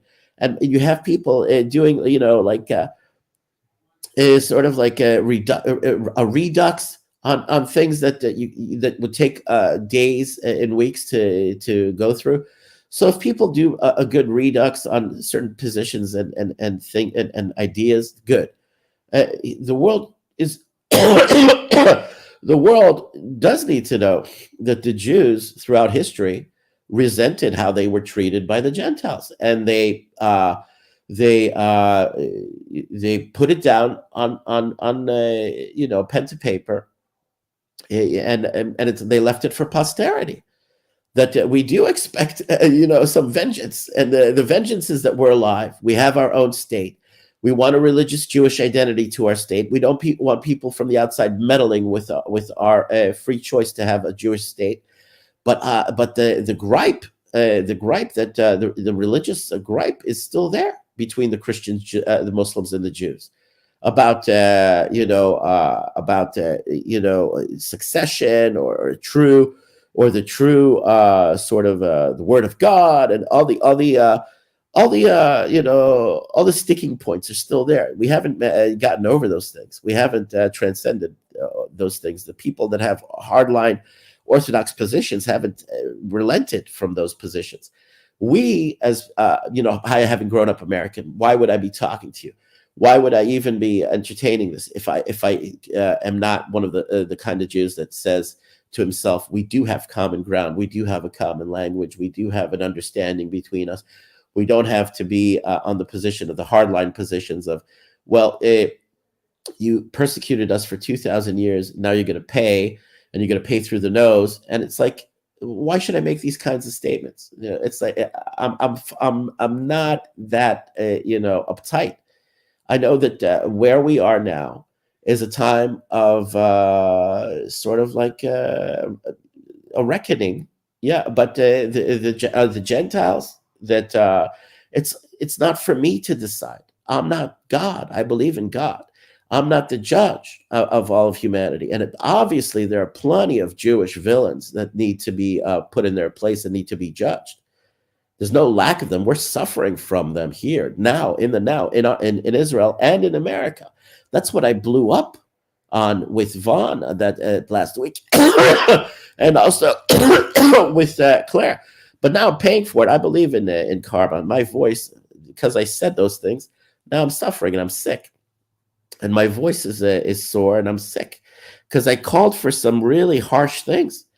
And then a rabbi that's a British or the Australian rabbi, you know him, Claire? He put out a video because he was listening to us.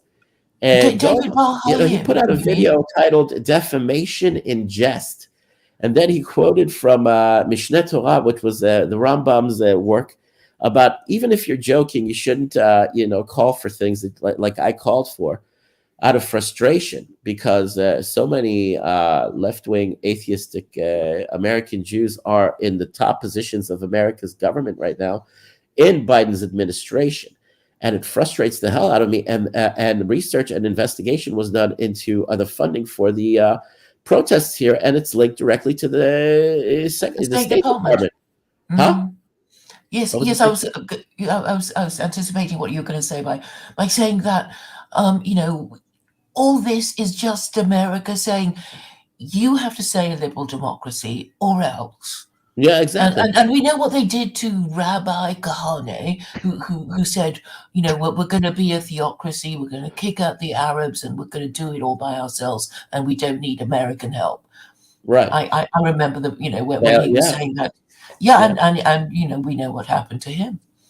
Yeah, so it's not allowed. I think it's about mitigating control and power of other Jews.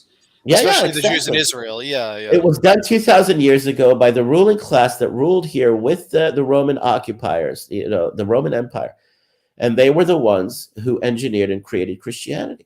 All right. So there's an extension of that that has lingered for 2,000 years, trying to pacify us, keep us under control, give us a semblance of sort of sovereignty to a limited extent, but not letting us go too far. And having our, religious identity, animated in a state, in a sovereign state. They want to keep that always marginalized, controlled. You know what I'm saying? I'll find the name of the rabbi. He took offense. He took offense to the things I said, and so he responded. He was listening. Here, I'll find his name. It was sent to me. I looked it up also, and I found he was listening 2 days after I had that conversation with Vaughn, that I was calling for violence against American Jews that are left-wing atheists that are trying to marginalize Israel, that are trying to marginalize the religious Jews here. Basically, what's his name? Ramba. What's his name? Machon Shiloh.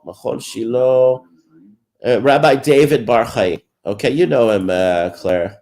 Yes, right. yes. He's the Australian guy. So he responded to the outrageous statements that I made in anger and in rage when I finally realized that America, in its current form, being ruled by who it's being ruled under, is deliberately now trying to cause a color revolution to overthrow our government. The rage that and that there are Jews doing this in Biden's administration, in the State Department, Blinken and Nuland, and they're known for having done this to Ukraine with Soros, with not NGOs, and there's a clear money trail, and they're doing this to us now. I said to myself, these are such traitors. These are beyond Benedict Arnolds. They are doing such harm to us right now, and I called for the violence against them.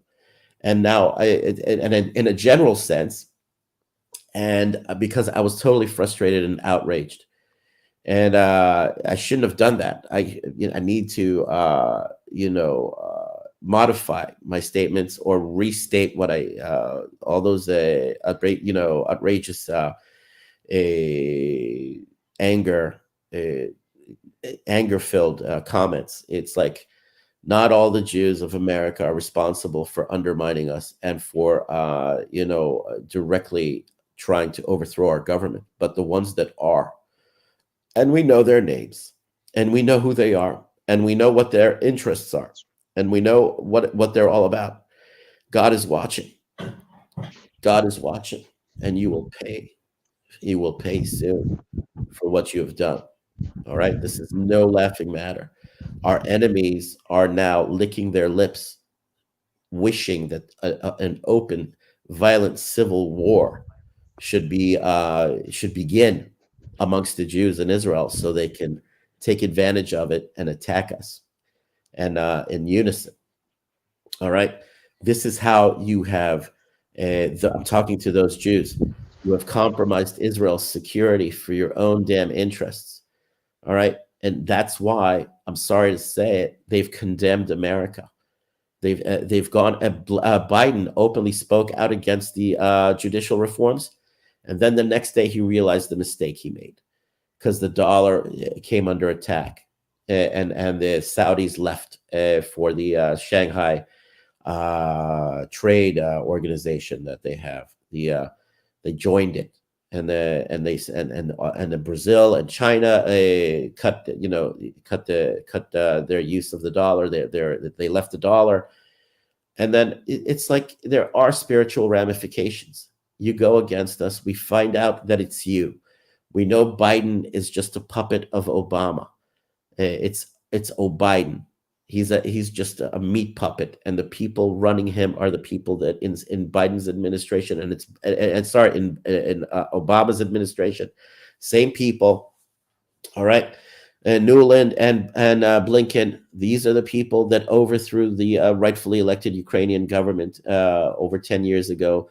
That led up to the catastrophe and conflagration of hundreds of thousands dead in a war that now Americans are beginning to realize is a total fraud, a useless fraud. And it's just about, honestly, defending the Western cabal's globalist, monetary system that is not working to the benefit of the American people. You're living in a gilded cage. You've had it good because of consumerism, but it made you weak, soft, and stupid. All right? It took away your independence. And now the reckoning has arrived.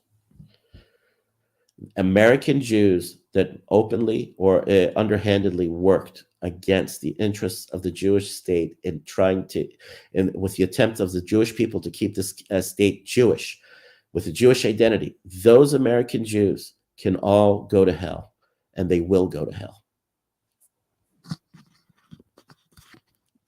Basically. Sam. Okay.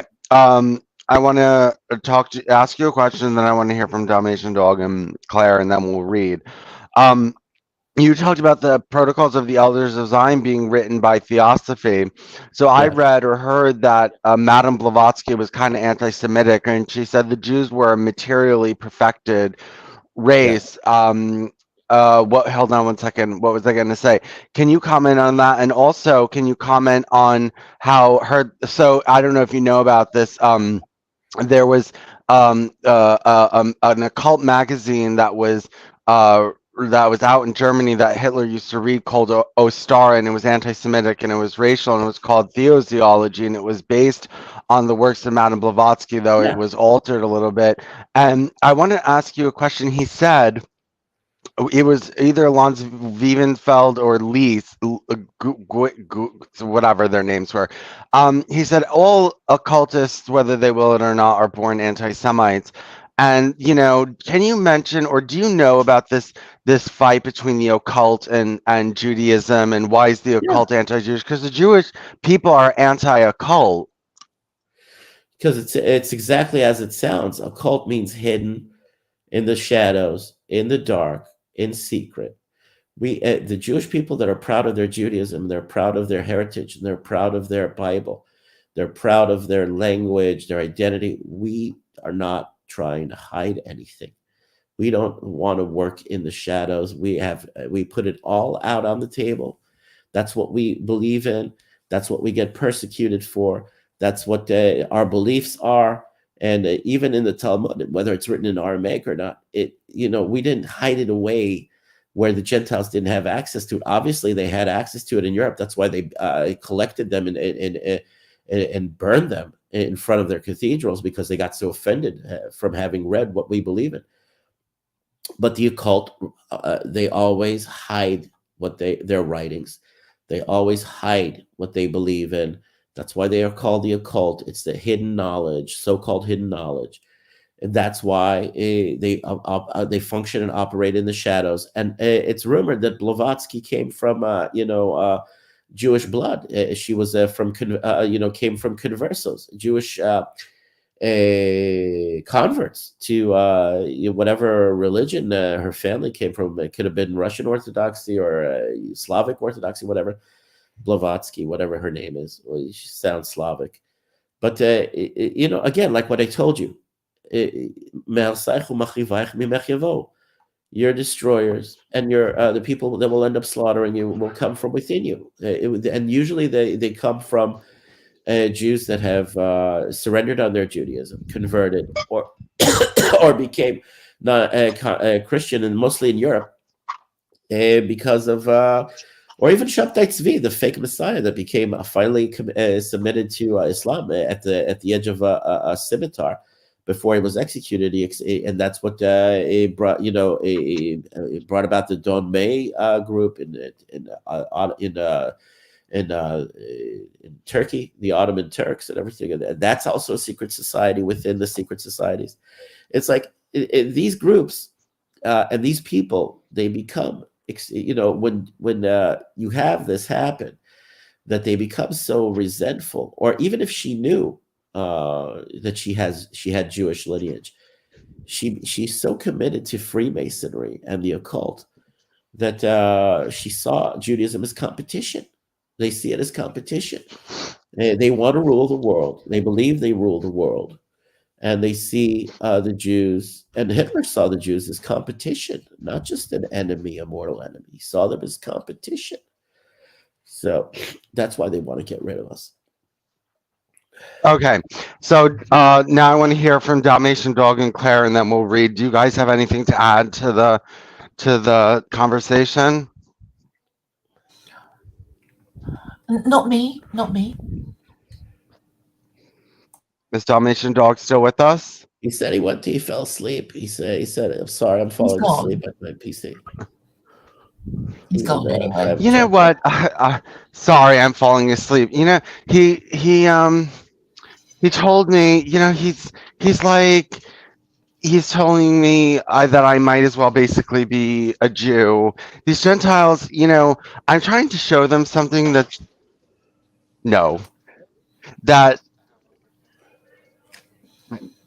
oh my goodness, Shama, that's everyone gets like a small percentage, like 2%. Exactly. but that doesn't mean you.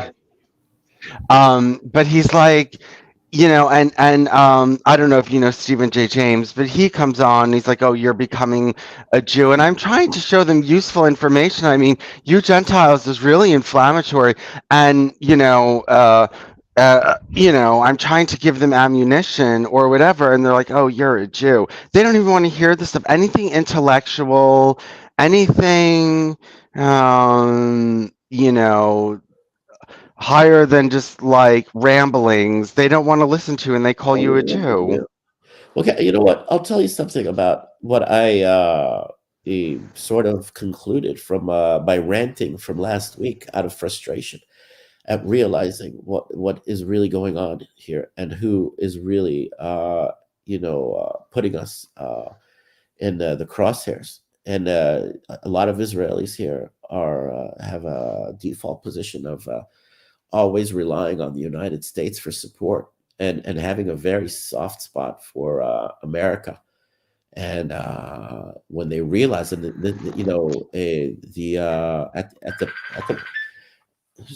sorry, 1 minute.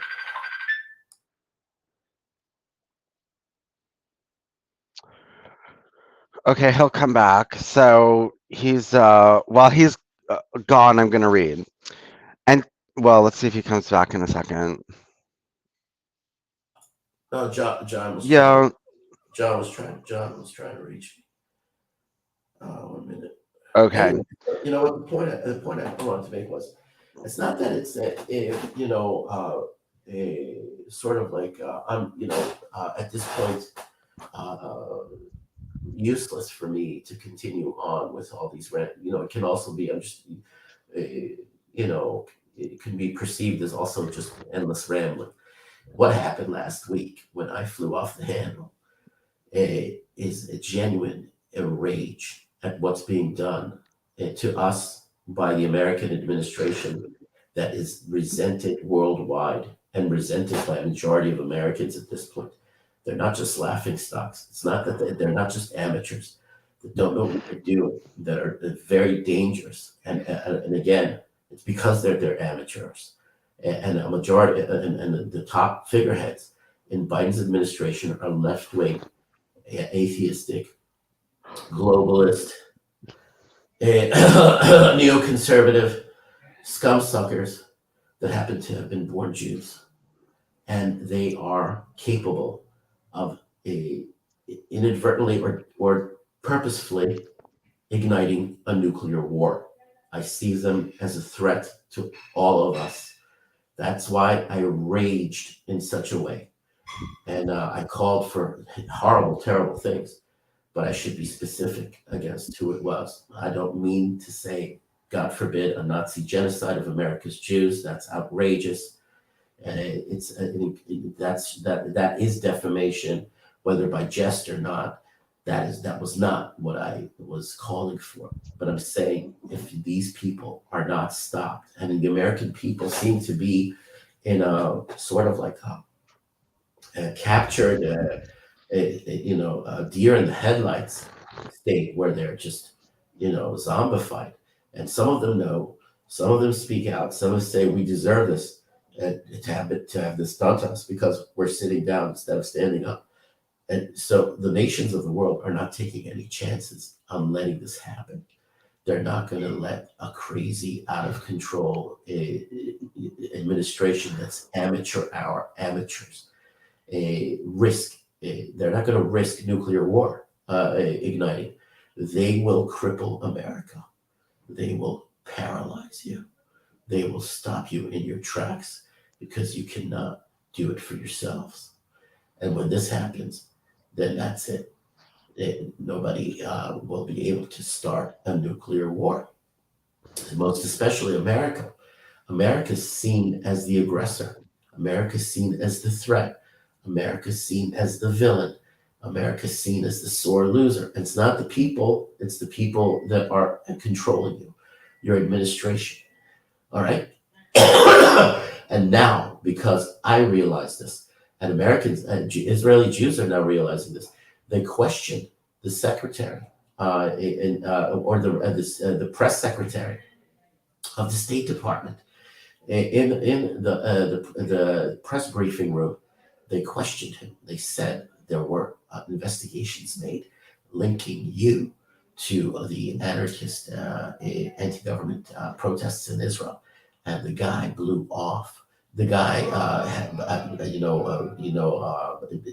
sort of like feigned, feigned outrage, feigned I'm so. How could you? Why would you? No, just he denial, and his response was very telling. It was very sort of like yeah. Huh? We could tell that you guys are just like you did it to Ukraine. You're doing it to Israel. You bastards. You hypocrites. You evil sons of bitches. So for this reason, a lot of Jews in Israel have become very sort of turned off, not just to Biden, but to America. And a lot of Jews that are thinking properly are saying that America needs to be neutralized. America needs to be stopped before they start a nuclear fucking war. Sad. It's very sad. And I remember America being a beautiful place, but it's a rotten place at this point. Biden and the people pulling his strings, just like Obama and just like Hillary, were chomping at the bit, and they were licking their lips at the opportunity of starting a nuclear war with Russia. Let's not forget, that's very clear on people's minds, and it's very clear in our memories. These people were looking to start a nuclear war. Okay, Sam, I'm going to cut you off because I do want to read another page from you Gentiles. But I just wanted to say that I really, really think you're really far off. I think that this World War III is going to be the prelude to the adoption of the no-hide laws worldwide, because everyone's going to see that we need to do something to avoid nuclear war, and it's the only way. And I think that I know that during the Messianic period, as it gets closer and closer, things get better and worse at the same time. But another thing is, I think we have a little bit while longer before the Messianic revelation. And so I don't see it so immediately gloom and doom. And I just wanted to put that in. But anyway, let me continue. And so since we have lived among you, you have instinctively appealed to brute force in combating our influence. When the reckoning is drawn up, your guilt cries to heaven. Whatever have been your relations to each other, we Jews have at least been the common denominator of your brutality. Compared with each other, you are gentlemen, warriors, democracies. Set side by side with us, you are bullies and cowards and mobs. In vain do your quiescent majorities wash their hands. Their quiescence is their effective guilt. I care not that your minority struck the blow. I should not acquit the majority if I could give judgment and impose punishment. That you are unable to meet us on the spiritual level is made evident by the following. We are a disturbing influence in your life, not through your own not through your own fault. Yes. What rules? Yeah. Yeah. Um First, we are not in your midst by our own will, but through your action. And second, which is more to the point, we do not attack you deliberately. We are unwelcome to you because we are what we are. It is our own positive way of life which clashes with yours. Our attack on you is only incidental to the expression of your way of life. You too have this field open to you. As surely as we are a spiritual discomfort to you, you are a spiritual discomfort to us.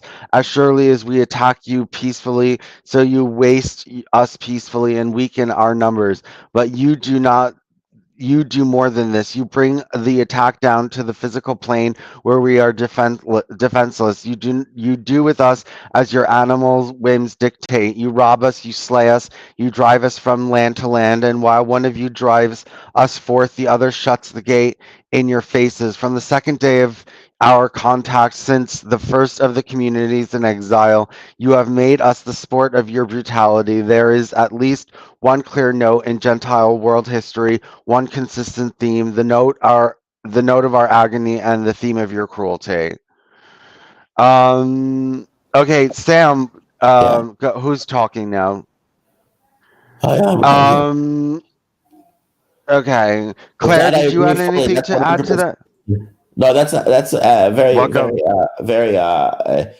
very well written. Very, very articulate. Very well written. The point being is, all right, if you are a believer in you know a God, the God, or a creator, or the higher power, it's like, I'll say this, yeah. God has his reason. God has his reasons for why the Jews persevered and survived in one form or another. I mean, that's the ultimate conclusion one comes to after so many attempts to just, if not to outright, genocide us and totally wipe us out and erase us from history, or to undermine our religion in a very devious and very sinister way, but also in an ingenious way through We're gonna have literature. one at 420. All right, that's what Christianity is.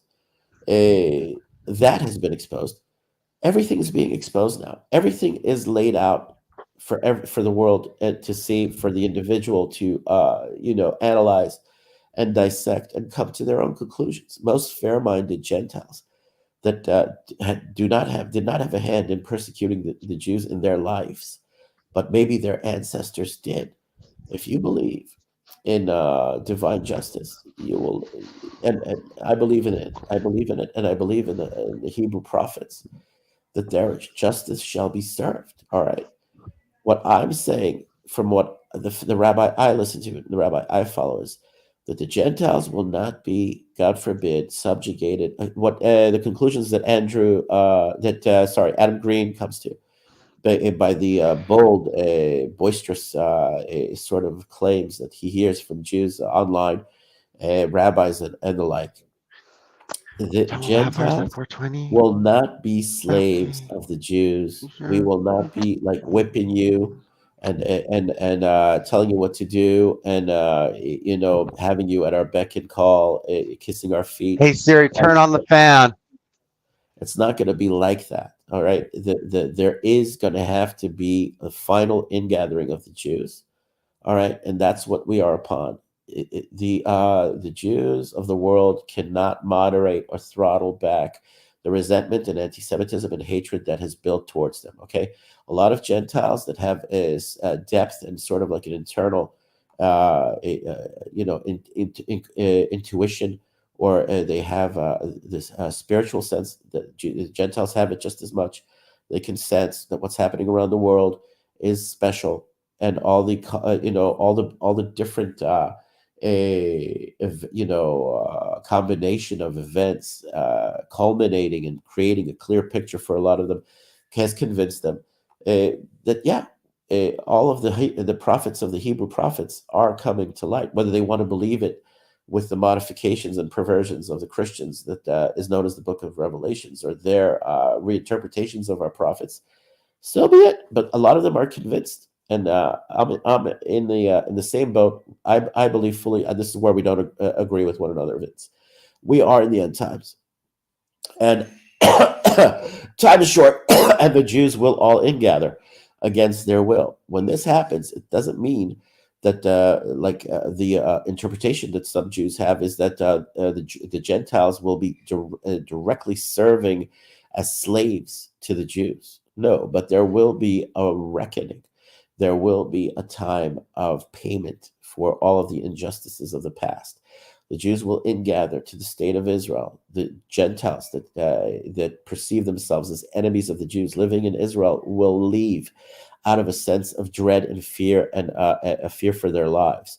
The Gentiles that want to stay here amongst us will stay here amongst us as not as slaves.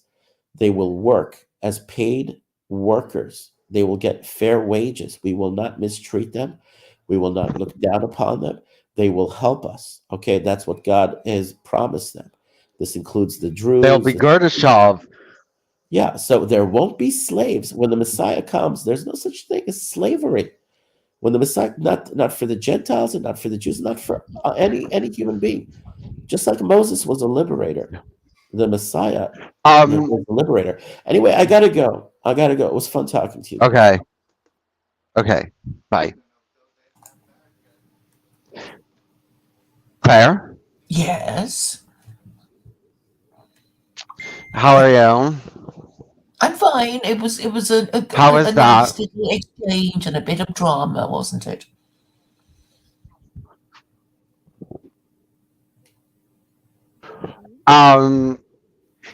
Dalmatian dog is so disgusting. Like, because it got intellectual, he had to leave, and I'm falling asleep. Hey Siri, turn off the fan. Anything. Hey Siri, turn off the fan. Intellectual, we're Jews, and all this other kind of stuff, and he can't listen to this, higher knowledge kind of stuff. Yeah, but hopefully somebody else is listening, and he doesn't really know about usury because he can't see the harm of it. And I posted a link to a Muslim who knows about these things, about Islamic finance, and tagged you on it on Facebook, and also sent a link, the link of that, to Dalmatian Dog. So if he's interested, he can look it up, and he won't be so ignorant next time. Yeah. Let's keep reading. Even from your point of view, you have been guilty. On our side, at least, the fighting has been clean. We have not misrepresented you. On your side, the fighting has been dirty. From the dawn of civilization, you have lied about us. You have accused us of murdering children that we might use their blood for ritual purpose. You have accused us of poisoning wells. You have accused us of precipitating wars. And war is the breath of your nostrils. And you accuse us today of fermenting a worldwide conspiracy to seize the government of the world. Do not answer us that a minority does this. Does it matter to us that a minority of American preaches in the Klan virtual disenfranchisement of the Jews? That a minority in Germany preaches death to the Jew? That a minority in Poland slew hundreds of us? I ask an accounting of you as you ask it of one another, as the Allies ask it from Germany, as Germany asked it from France, from you as a whole, from this minority which spreads these lies. There is a complacent majority which tolerates or accepts them, and it is because in your opposition to your way of life, you stoop to such lies that your masses respond with physical force. I care not how ignorant a Jew is, you will not get him to believe of one of you such foul untruths as millions of you believe of us. Yet we have more cogent reasons for hating you, as I hold you all responsible for these lies, so I hold you all responsible for the cruelties in which they issue. And I know that soon enough these crimson sluices will open again, and we shall bleed from 1,000 wounds as we have bled before in the Ukraine or in the Russia and Poland or in Germany. And who knows when the same will not come to pass in England, in America, and France? What guarantee have you beyond the guarantee of public opinion? And from a public opinion which tolerates the slaughter of hundreds of Negroes, how far to the public opinion which will condone the slaughter of Jews? Let us spark but carry far enough down in the recesses of your animal natures, how you gloated among the Allies over stories of Germans blown to pieces, cut to pieces, and in the Central Powers over stories of Englishmen, Frenchmen done to death. your comic journals made merry over them, and good joke for life. An Englishman shaking his head says, Molly, I don't think there this net'll go through more'n 2 Germans at a time.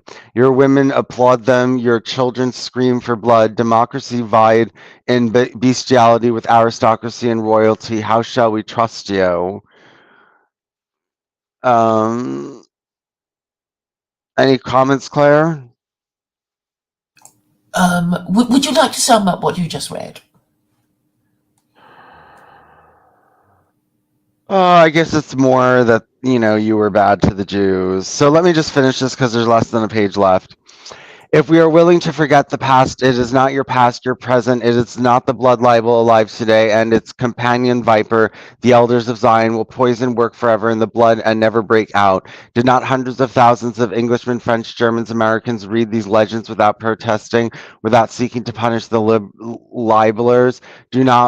Do we not know how easy your morality fits your mood?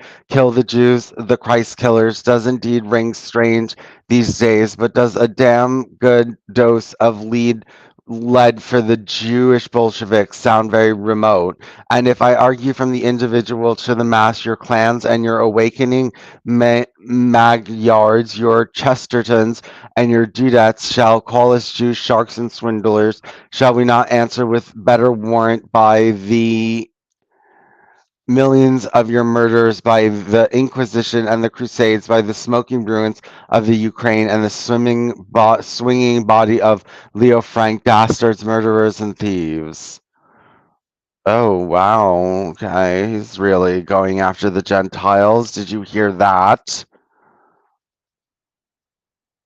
Could you just read what you just read again? About Well, he's just calling them snakes? dastards, murderers, and thieves. About what? I thought Snakes and sharks, calling the Jews sharks and swindlers. Oh, he called Jews that. No, he called you calling us that. You calling Jews that. Okay, so he says Gentiles call Jews sharks and swindlers, while Gentiles are murderers and bastards. Is that what Yeah. you say? Yeah. Well, there's bad on both sides, right? Nobody's perfect. We're all sinners, Jew or Gentile. Let's stop playing the blame game.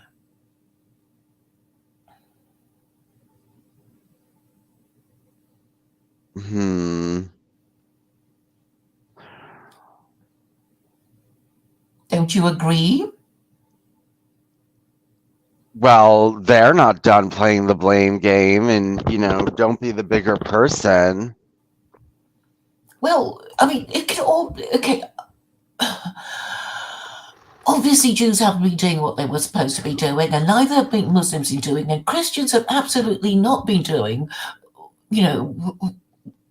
what they would be doing if they were being no hides. And so Jews need to tell Christians, right? They need to tell Christians that they're idolaters and blasphemers, and they won't do that. So, the problem will never be solved if Christians aren't challenged on their idolatry and blasphemy. And Muslims are no better if they keep saying, oh, these Jews, they'd be no good, blah, blah, blah. It's like, well, you haven't told them either.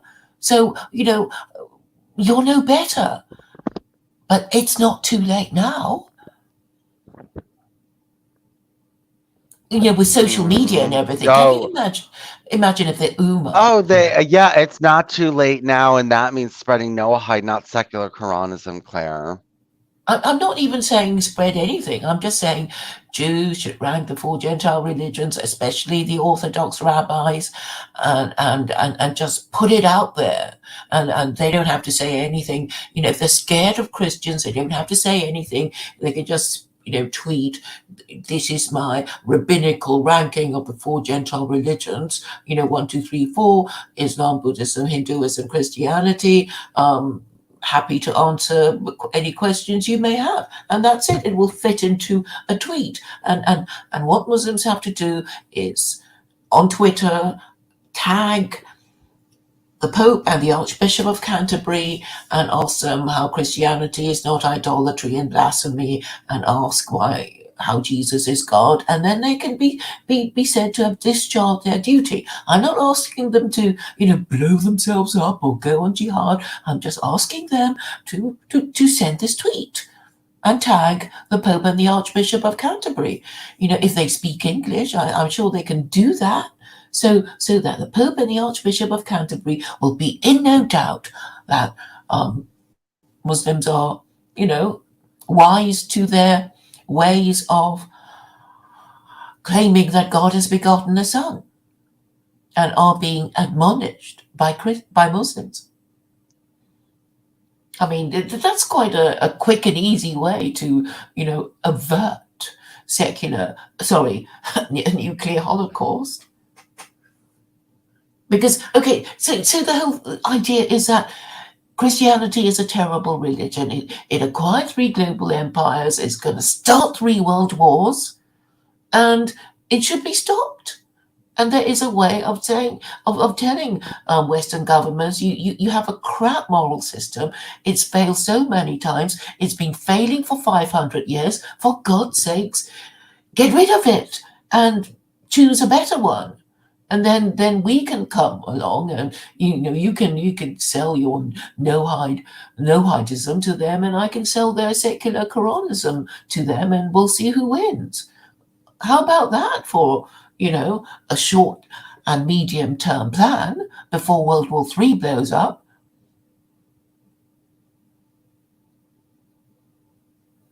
Well, we will have to see. Yeah, they're gonna accept Noahidism to stop World War III, so just give up, Claire.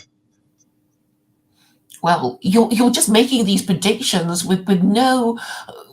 You don't even have a survey. You haven't asked anyone, and you just make these predictions. But I'm saying, if you because the world governments are already the world governments are already agreeing on Noahide. They're not agreeing on secular Quranism. What world government is agreeing on anything? Look, okay, excuse me. The what's it called? The American government is into it, and the United Nations government is into it. Into what? Excuse me. You just said yesterday that Biden's proclamation didn't even mention the Noahide laws. That was your complaint. They've already done it. They've already signed the international scroll, Claire. They don't need to keep going. They've already signed the international scroll, and the UN has already declared what it wants. What do you want? Like 100 more proclamations? They've said what they need to say, and that's it. And they're choosing Noahidism. They're not choosing secular Quranism. No, nobody is aware of any of this Noahidism because nobody. Excuse me, the government, the people in the government know about it, and when it's time for it to go on the media, it'll go on the media. Just because it doesn't happen in your time, and because they have a long-term plan, doesn't mean that it's useless. They have more inroads into the government than you do. Okay, so are you saying you're going to wait until after World War III before your action plan? No, they're going to stop. It'll stop it. No, it'll stop World War III. It's going to stop World War III. Right, and can you explain to us how your Noahidism is going to stop World War III? Because it'll bring us all under one, system. We'll all have the same beliefs, and we'll all Noahide shouldn't kill Noahides, right? So if we're all under the Noahide system, then we're all Noahides, and we shouldn't be warring with each other. So I just don't see any of this on the horizon at all.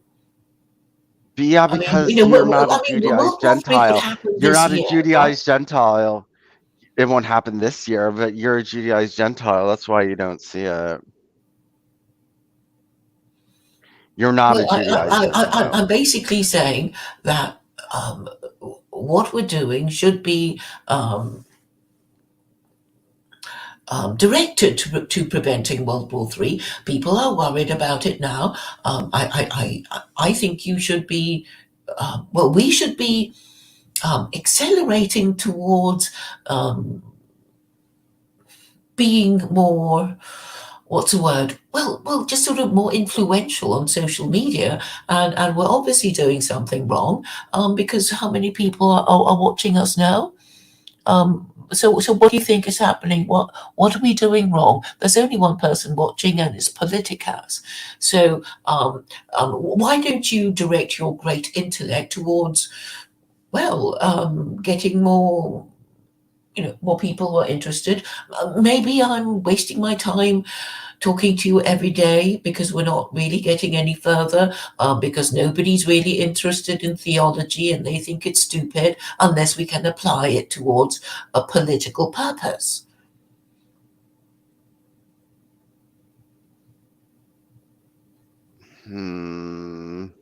And I'm already selling secular Quranism as a political manifesto.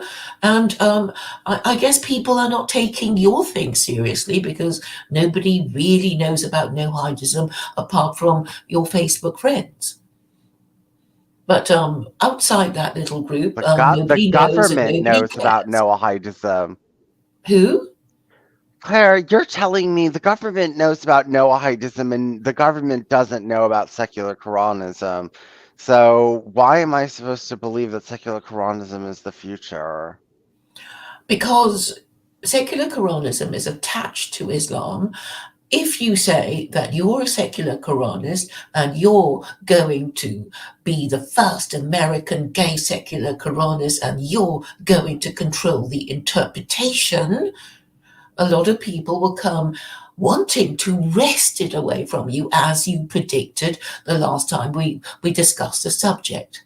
But what they will never take away from you is that you are the first. You will be the first secular Quranist in America, and you're gay, and you started the ball rolling in America, and perhaps prevented World War III. Because when you make your proclamation that you are now the first American gay secular Quranist, I mean, you can challenge all these heterosexual white men who were forever moaning about Jews and Muslims. It's like, how come it wasn't them? Why was it you?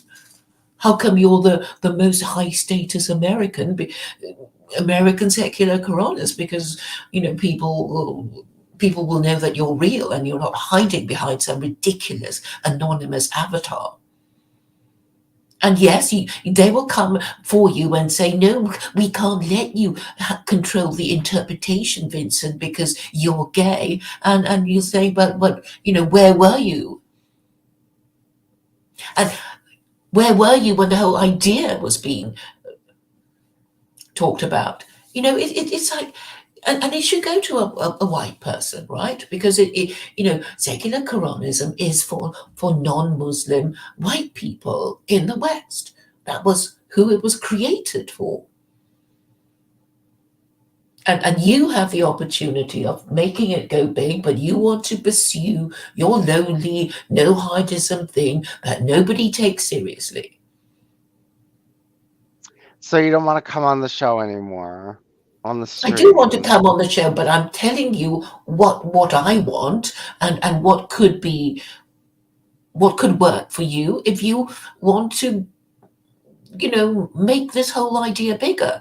And I've also explained to you that you can become a secular Quranist and you can say, oh, it's not based enough. It's not, I'm going to go for no-hidism. The option is always open to you. I've dealt with all your objections, but you still won't do it. And I suspect you won't do it because it's not your idea.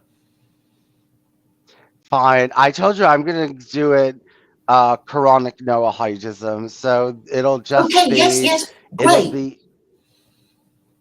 Yeah.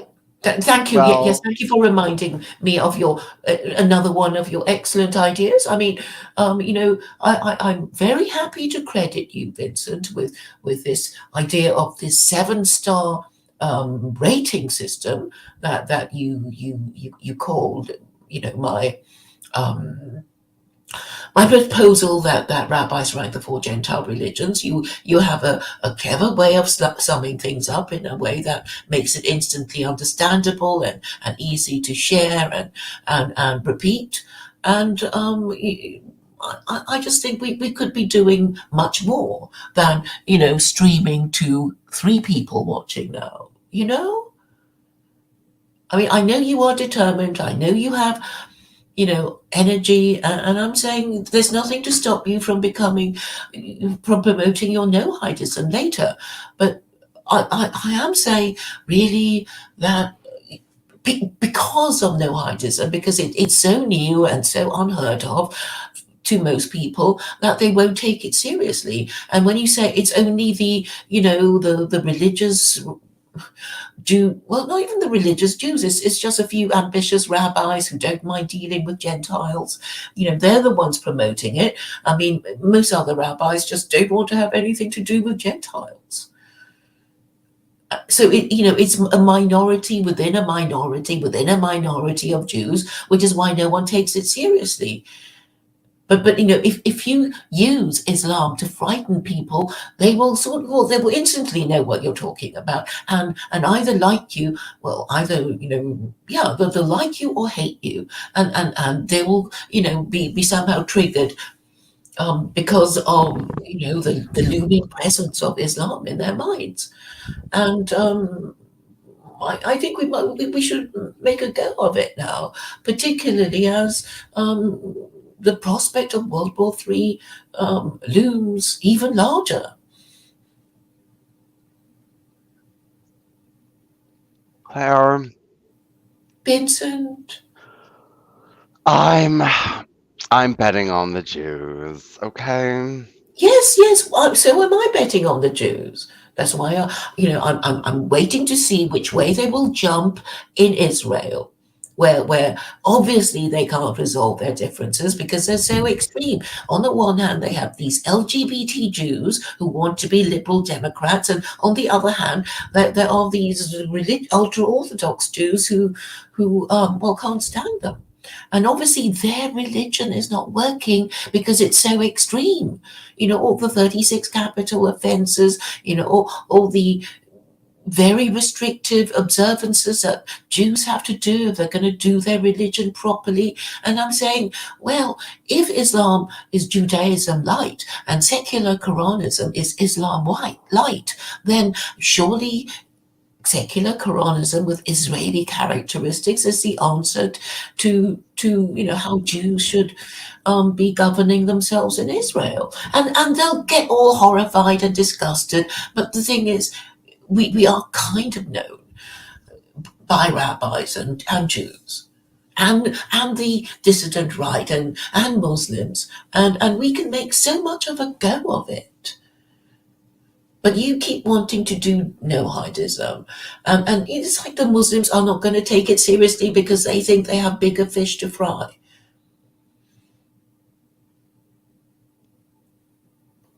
Yeah, but not in the future, Claire. Not in the future.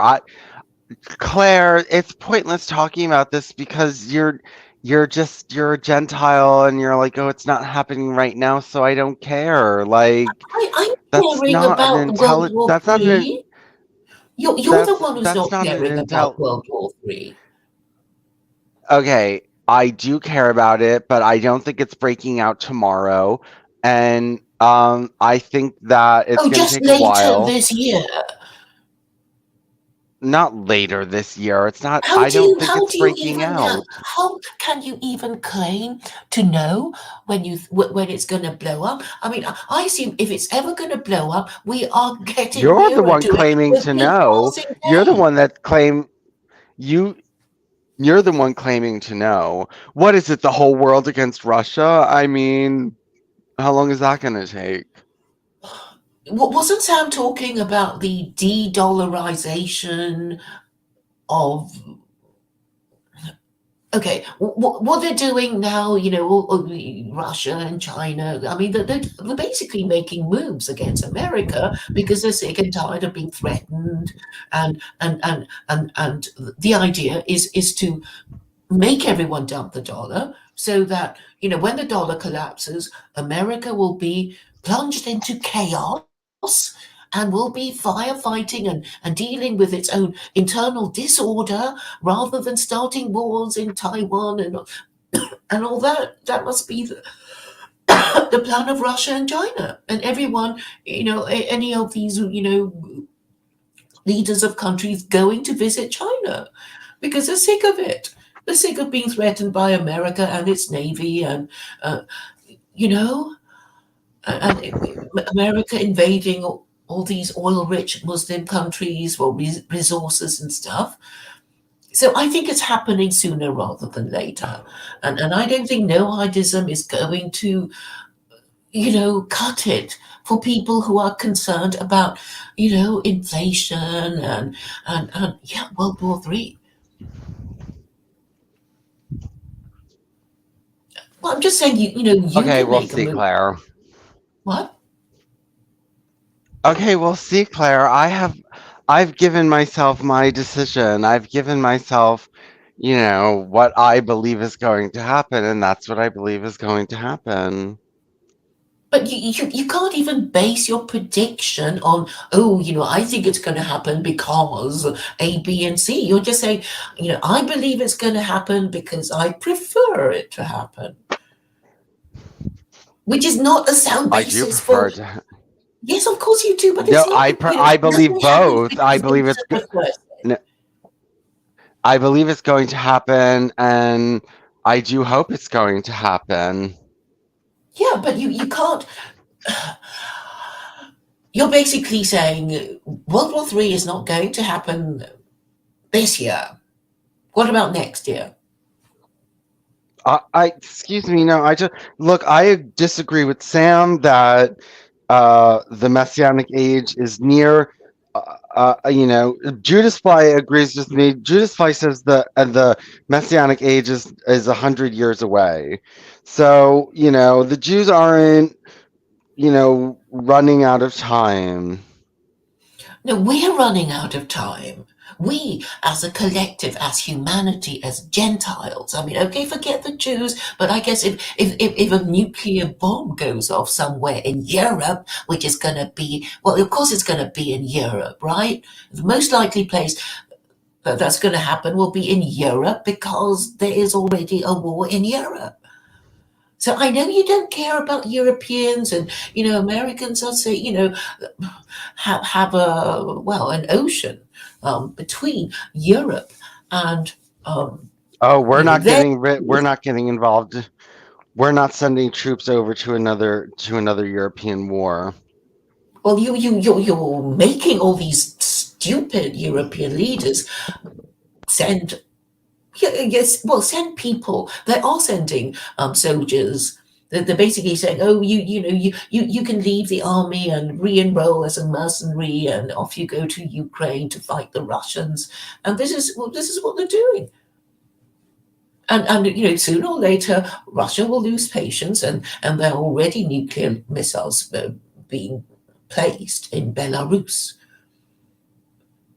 So, and apart from that, there are lots of sort of diplomatic moves that China is making to turn the world against America and Europe, its vassal states, and also Australia.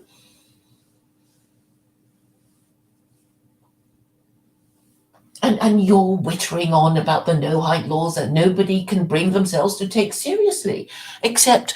What, 4 people watching now? Well, maybe if we talk for another 100 years, we might get more people watching us.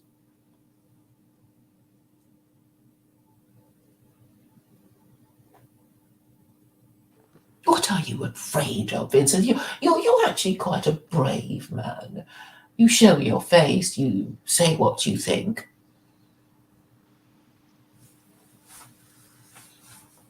And the fact that you are what you are is an additional humiliation to these heterosexual white men who have mocked you all this time. Because you'll be the first secular Quranist. You'll be the first person to see the light. And they will be humiliated because they couldn't they didn't get it, or they were too scared. And that's enough to get the ball rolling. Okay, maybe somebody will try and say that their interpretation is better or more gay friendly or whatever. But you could start the ball rolling. Because you are the most high status political activist who has an understanding of theology and who is clearly dedicated to his cause and campaigns, capable of thinking creatively and on his feet.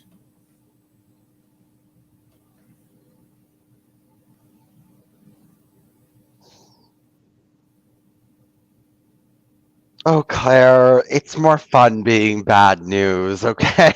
You are bad news. Whatever you do, you will be bad news.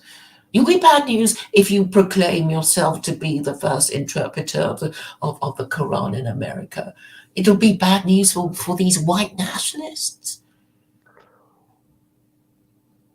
It's like a gay man is but and so many questions will come out of it, like, but why a gay man? Surely they'll be throwing, why would he support, why does he want to be thrown out of a tall building? And then you can say, well, it doesn't mean being, well, it comes from the Talmud anyway, and there's nothing that says gay men will be thrown out of tall buildings in the Quran. And you're going to be interpreting it in a way that you want, because you're the first secular Quranist, and because Carol is just an anonymous avatar. She can't do it.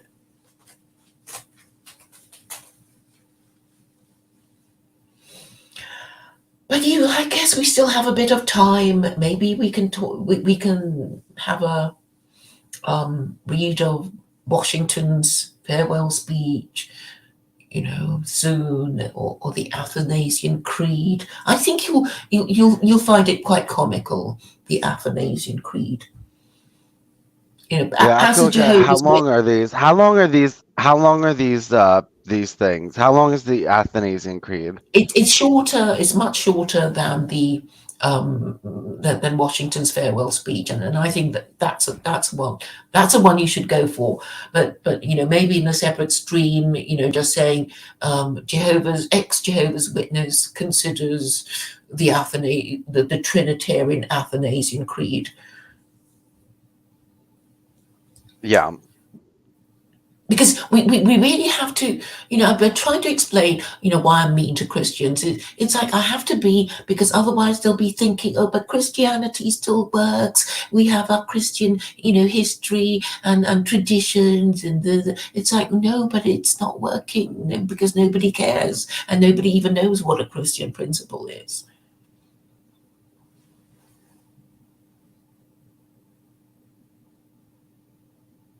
And they're so stupid. I was talking to one of Jacob Faturecci's hangers-on, and so obviously I was pushing secular Quranism, and he said, oh, you're doing it all the wrong way, everybody hates you, and the future is ChatGPT. And I went, what? I'd say, why would any human being take advice from ChatGPT, who is known for telling lies and being inconsistent and making shit up? And what was this crazy thing he said? He said, oh, maybe we're just a simulation. Maybe we're just sort of, these brains in a vat or something, and nothing is real. We just think, we've done stuff. I mean, I can't explain how disgusting I thought it was. I mean, okay, when this whole idea of NPC was going around, it was meant as an insult. If you're an NPC, you're a person not capable of free will. You are just cattle. You think you're significant, but you're just there, to be part of the crowd scene, right? And there's this guy saying he wants to be an NPC. And I think he says that because he does, if he says that, if it's true that he's part of, this, he's part of this crowd scene with no other role to play other than to be part of this crowd scene, then he doesn't have to fight. And that's what he wants. He doesn't want to fight. Which is like, most men like Luke Ford, who pretends he has principles, but has none at all. Which is why, he's so repellent. You look at him and he thinks, oh, yes, he's a good-looking guy. He's got even features. He's got Hollywood teeth. But, behind that behind the facade is just sort of maggots and snakes crawling around. Because he has no principles. He is literally a nihilist, and he's proud of it. And then that's why he can't. Talking about? Luke Ford. Oh. He wouldn't have you on his channel, would he? He doesn't. He won't have me on his channel now, and he, he's not having lots of people on this channel because I guess we're bad news. And he was basically saying that Wignats kill people, and I mean, can you think of any Wignats who've killed anyone? No. Yeah, I mean, I couldn't think of any Wignats who'd killed people, but that was a narrative he was spinning yesterday, saying, "Oh, I when he was talking to Aaron Amihud, saying, oh, I have to look after myself. These Wignats are marginalized people of a marginalized movement, and they could do stuff, and I don't want to be associated with it." And I thought, whoa, they just shoot their mouths off. They're not scary because they're so stupid anyway.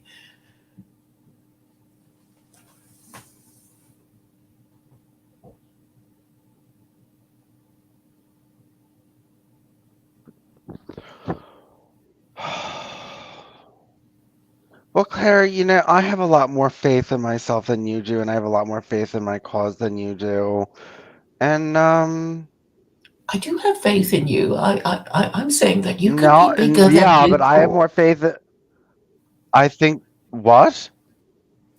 I think I have more faith in you than somebody like Luke Ford. Well, what I'm saying is that I have a little bit more faith in the cause, and I really, I do see it eventually. I wouldn't spend so much time on it if I thought it was irrelevant.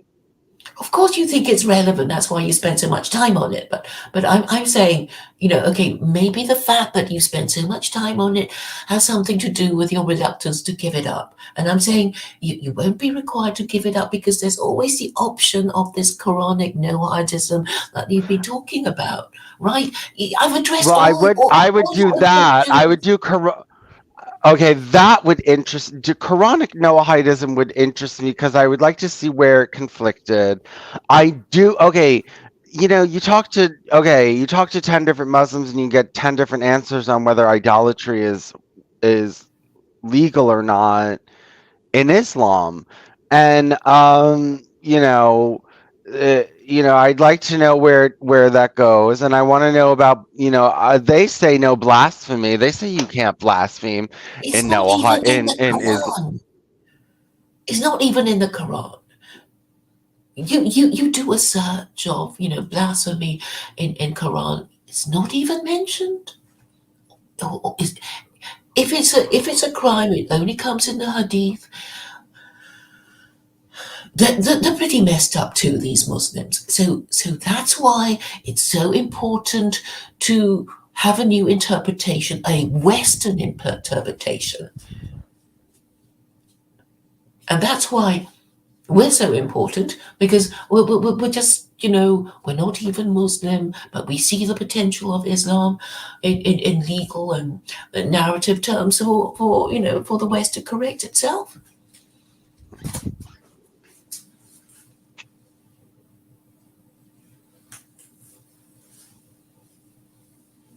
And the important thing about the Quran is that it protects the rights of gay people.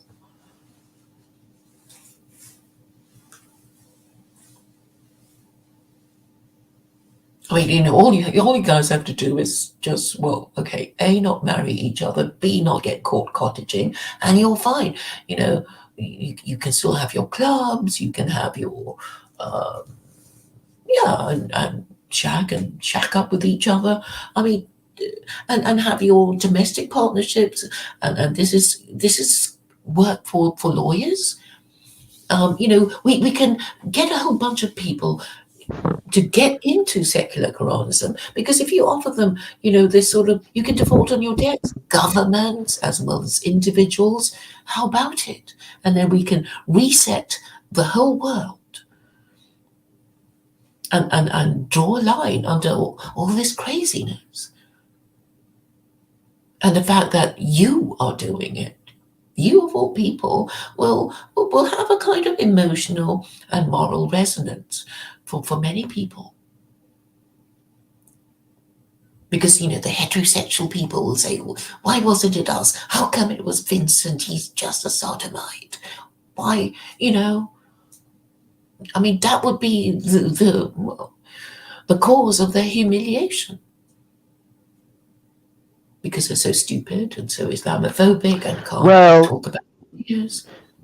Quranic Noahidism is secular Noahidism heavy. Yeah. So I'll just say I'm secular Quranism heavy. Yeah.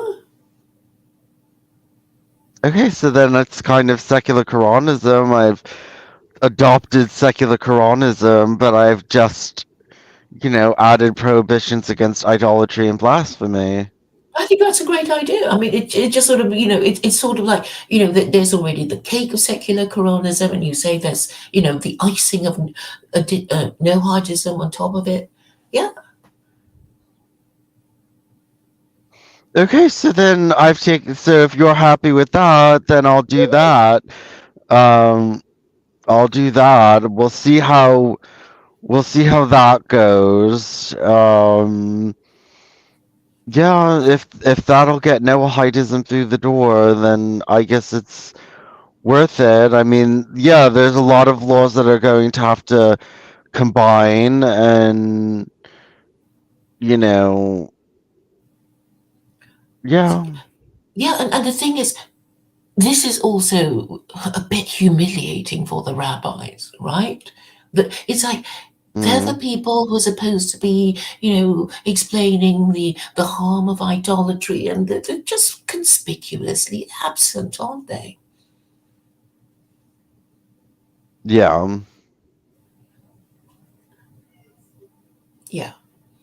And you know, we can turn this thing to our advantage, even as marginalized people.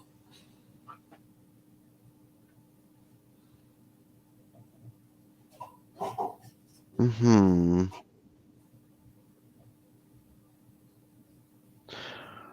Well, okay, it's gonna take me a while to put that together because, well, first of all, I have to see even what the differences are, because I don't even know if Noahidism already covers all of the Quran. You It know what does. I mean? Okay, Like, I thought you no, what I'm saying is, maybe it's almost redundant to have the Quran, because what if Noahidism already has all the Quranic laws in it? yeah, or Noahidism would say, well, that's okay, you know, but we want to execute idolaters and blasphemers.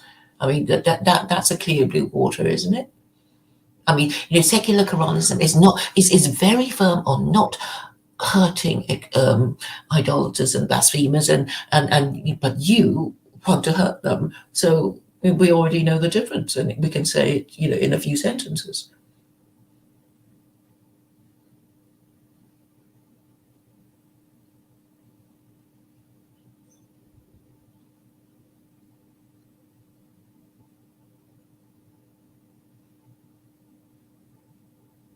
Hmm.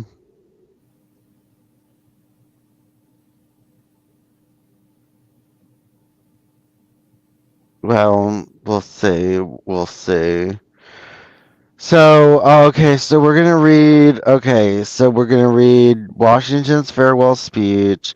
We're gonna read the Nicene Creed. The We're gonna Athanasian watch the Creed. Quran, Athanasian Creed. We're gonna watch the Quran, the 7-hour Quran, and then after that, I kind of wanted to make a thorough, read actually 2 books on it, but even before that, go through lots of documentation. So this would be like a long-standing. It would take a while to get through this subject, but it would be the relation of Noahidism and Judaism to Hinduism. And do you think you would want to do that? But that would be a long-term plan. Hmm. Oh, we'll see how it goes. You know. Yeah, I would be pretty dedicated to it.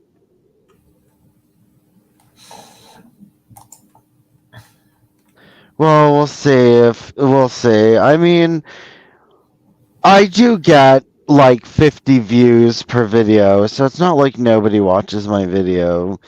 So, at least it gets some recognition, and that's all I'm looking for. I don't need a lot. And also, you know,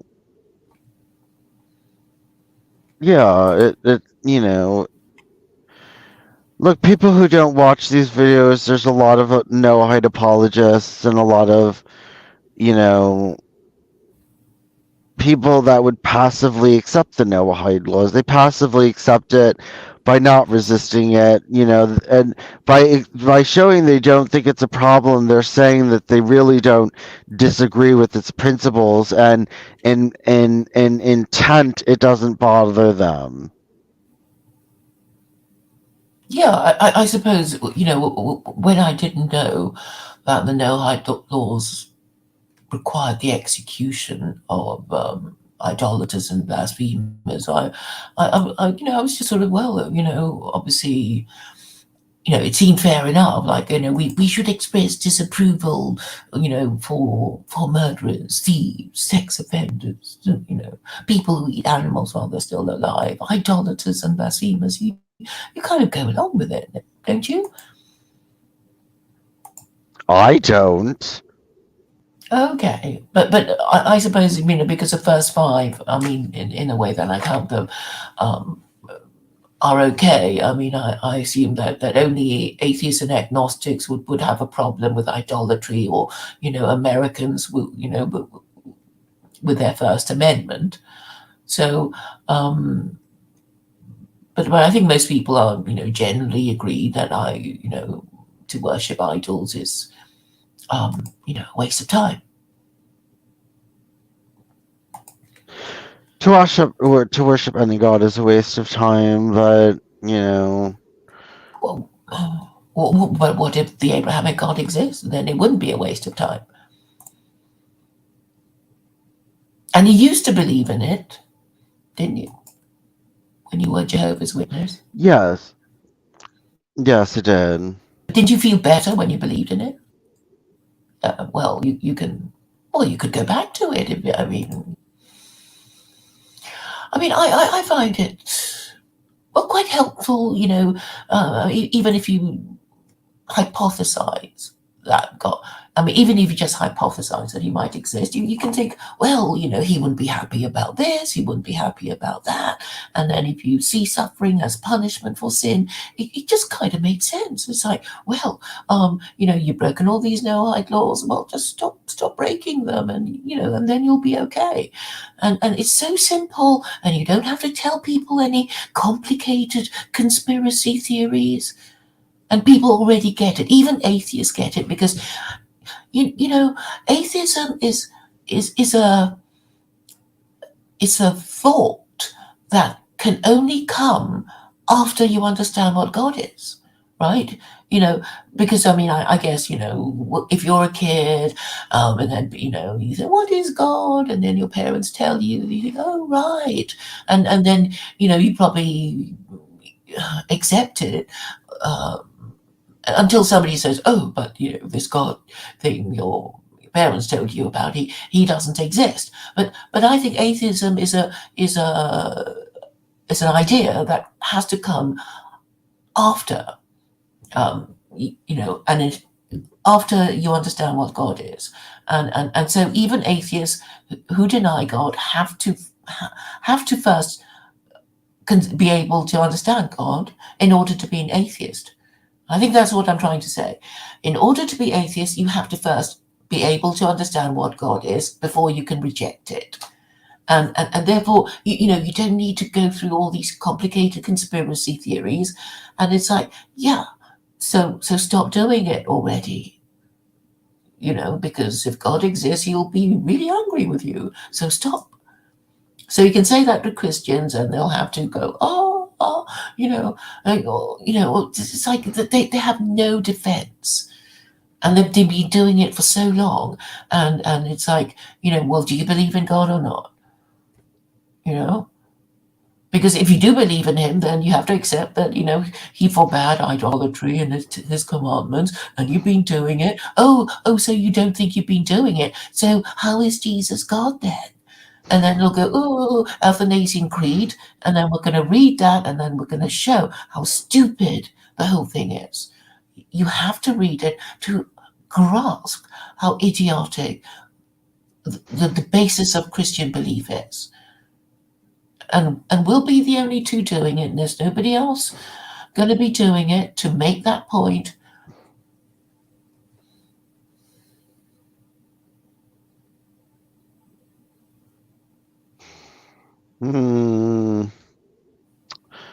Well, okay, well, we're going to read them next. And I really hope the Hindu thing goes well, because I have to make a website. Oh God, I have to look at how long these documents are. This would take, if I did everything I wanted, this would take a long time. What do you want to do? Well, I want to open up a website that exposes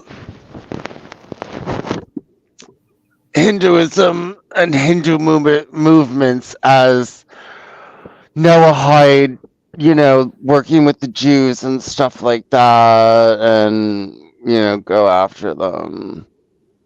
But there's actually no need, because, listen, these Hindus, they don't really believe in their crap anyway. They don't. Yes. Do they? Yes, they do. Okay.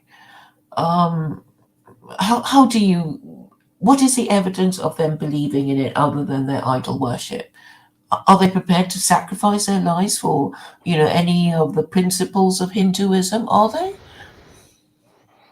Because that is really the test. That is really the test. I mean, anybody can say, "Oh, I'm Christian, I'm Buddhist, I'm, whatever." But when the crunch comes, it's like, well, are you prepared to make any sacrifice for your religious principles? And usually the answer is no, because we know that Hindus, well, they're pretty unprincipled, aren't they?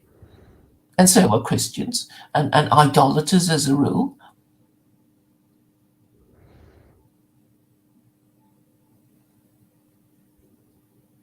And that would be okay. I'm basically saying that once you shame Christians, because they are the biggest and most powerful idolaters of all, the Hindus will get the message soon enough, and therefore we should concentrate on,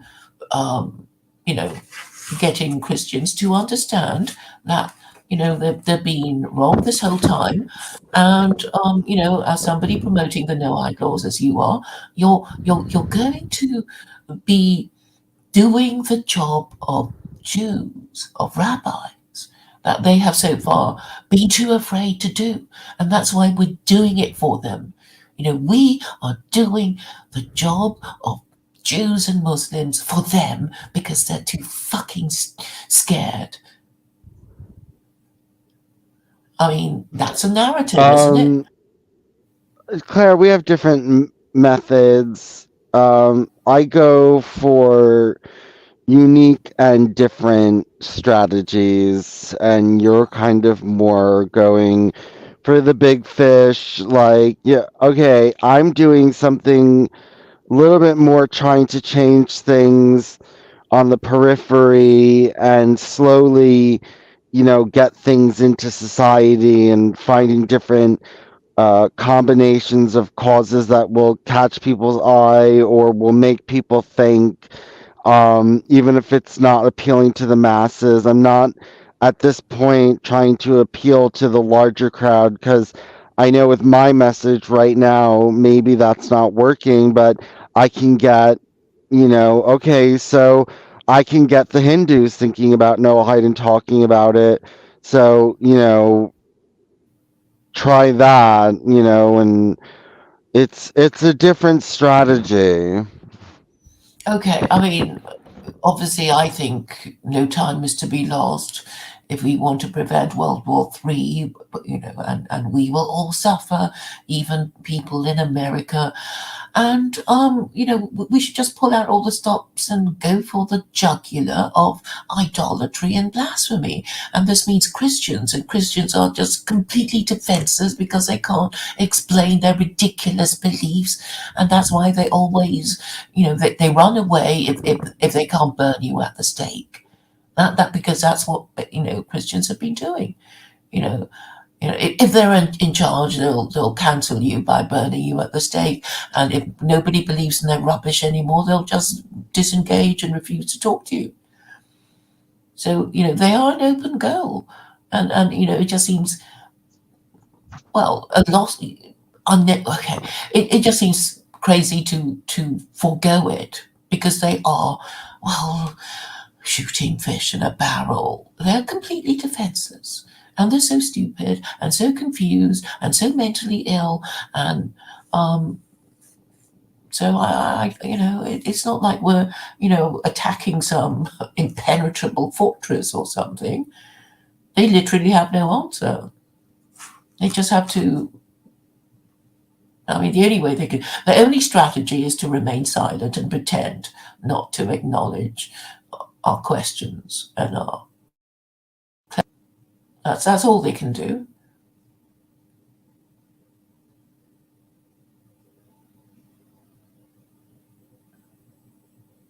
The Quranic Noahidism website is going to have pictures of you with the gun and the Nazi flag, and we're going to credit you. We're going to credit you. Oh my God, a Noahide website with that. What will people think? I don't even care. Yes, well, I kind of want to be taken seriously, but I don't know. I suppose I've kind of I suppose that those photos are a way of my reaching out to nationalists whose agreement I still want. I want them to agree with me that nationalism should be defined as government in the national interest to rehabilitate the reputation of nationalism.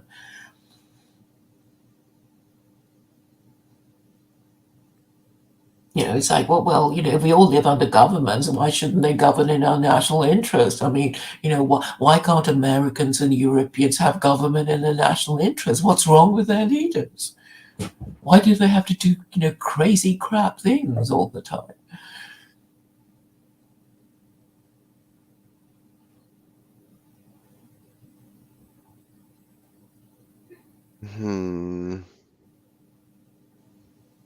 Well, we have to. Yeah, I'll do Quranic Noahidism. We'll see how that goes. Yeah. I'm looking forward to your crazy website. It might take me a little bit of a while. I have so many websites. Quranic Noahidism. Well, no. First, I have to start the secular Noahidism website. Okay, well, there's no need to do that. We can just talk about it, and I think the more we talk about it, the more quickly ideas will crystallize, and then the way forward will become clear. Maybe at the moment we should just focus on a meme that we can spread, and then let's see what kind of response we get for that.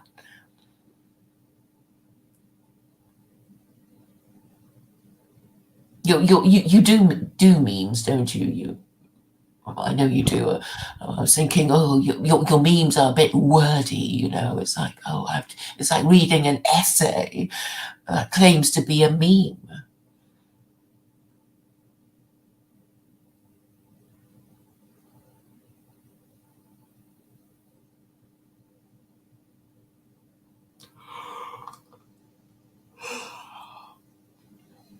Are you getting tired?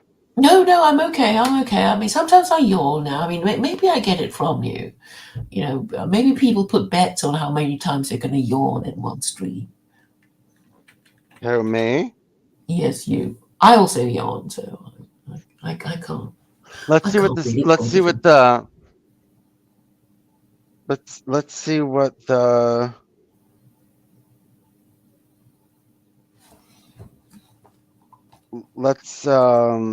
see what the chat is saying.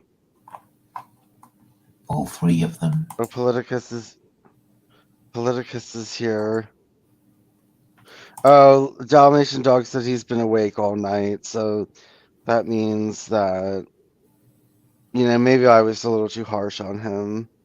Politicus says, Shalom, who is this new guy? Characteristics, no. Oh, I mean, on the panel, I just got here. What happened? Sounds like I missed something. Their ID, nothing wrong with interest. It removes it. You will collapse capitalism. Capitalism needs it. We can lend money to non-Jews. Secular Quranism with Israeli. We have different laws for us. Funny, there will be World War III. It will be Christians on the right on one side and all others on the one side. Here's a tip. People don't want to hear about faith from atheists. White people don't like the Quran, Vincent. Our side will win. We always win.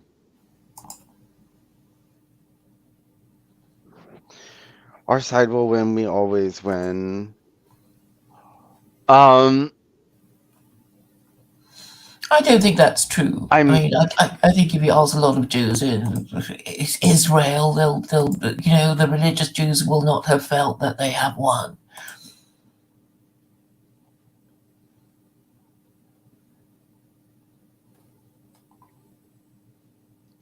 Mm-hmm.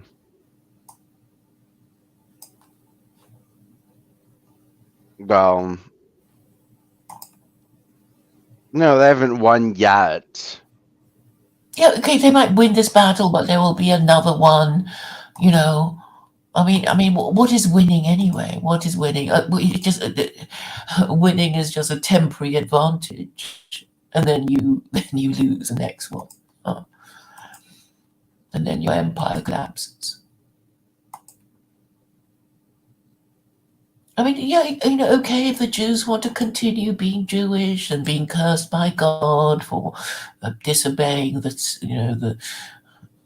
all these laws, then yeah, it's up to them.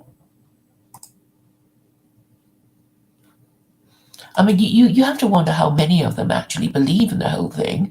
I mean, I'm sure a lot of them are just quite happy to take the privilege that being Jewish brings them, but they don't do what they're supposed to be doing. And now the kind of kicking, what's the word? What's the expression? Maybe killing the goose that lays the golden egg. Because they're saying they basically want to dismantle the religious Jews. They want them to no longer exist. And then they'll just be liberal Democrats living in the middle of the Middle East with a really hostile, with a bunch of really hostile neighbors. Which I don't think is a sustainable identity if America, can no longer afford to, pay for the American colony of Israel. which is what it is. I mean, Israel is an American colony. I mean, that's why the State Department was paying to, keep them liberal Democrats. I mean, if the Israelis think they have, national sovereignty, they really should think again.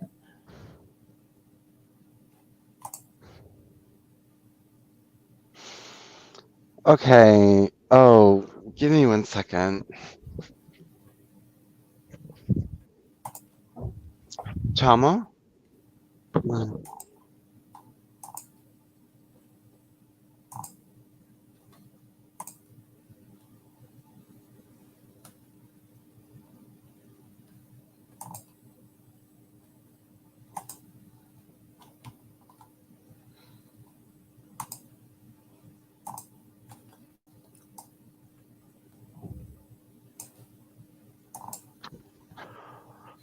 Okay.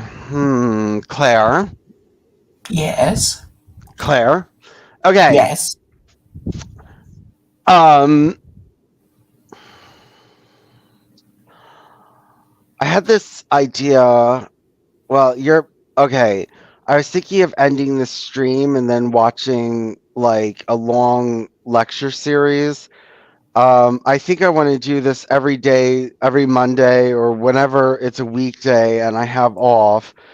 And it would just be related to Freemasonry. So it would be the 4 religions that came out of Freemasonry: Seventh-day Adventist, Mormon, Christian Science, and Jehovah's Witness.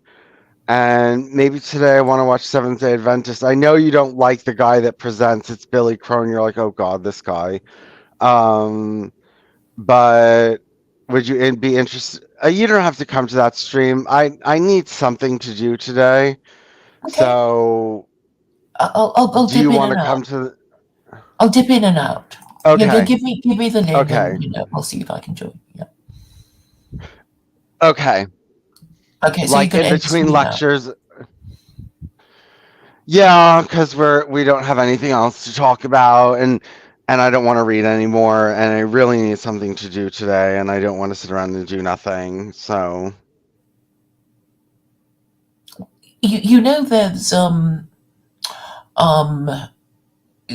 okay, Washington speech can be found on YouTube. It has been read out, in an actory voice. So if you want to do that, or maybe you kind of need to read it slowly to understand all the implications. But okay, that sounds fine. If you want to do Seventh-day Adventist, it's something to do with Luke, and I'm vaguely interested in the theology. I'm kind of. Would you like to do a bit of research on Desmond Ford? Would that be fun for you? who's if that? you're interested it's Luke's who's Desmond dad. Ford? Luke's father, Luke's late father, who was a theologian with the Seventh-day Adventists.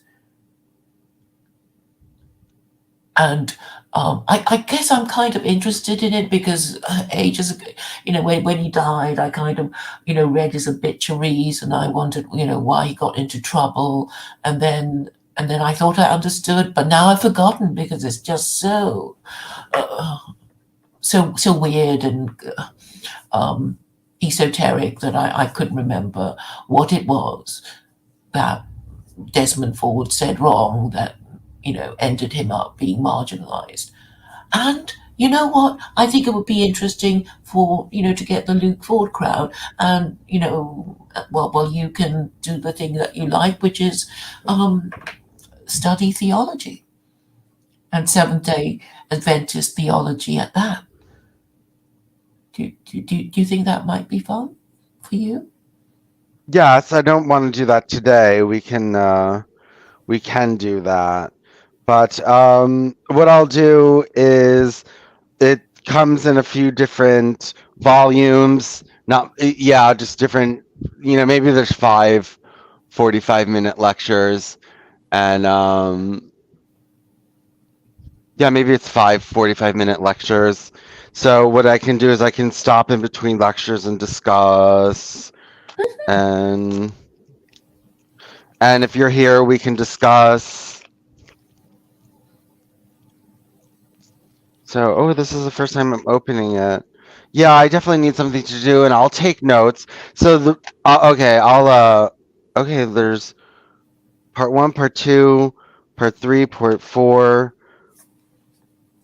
part 5, part 6, point 7, point 8. Okay, so it's 8 lectures. So it'll be a long day, but I do want to start this. So, Great, great. I mean, I think it's really helpful. If when you read something and you kind of wonder what anybody thought, and I'm there, and you ask me, and I might not have heard properly, and then I asked you to sum it up, and it's like, I mean, that I think that's really helpful for anybody who might be listening too.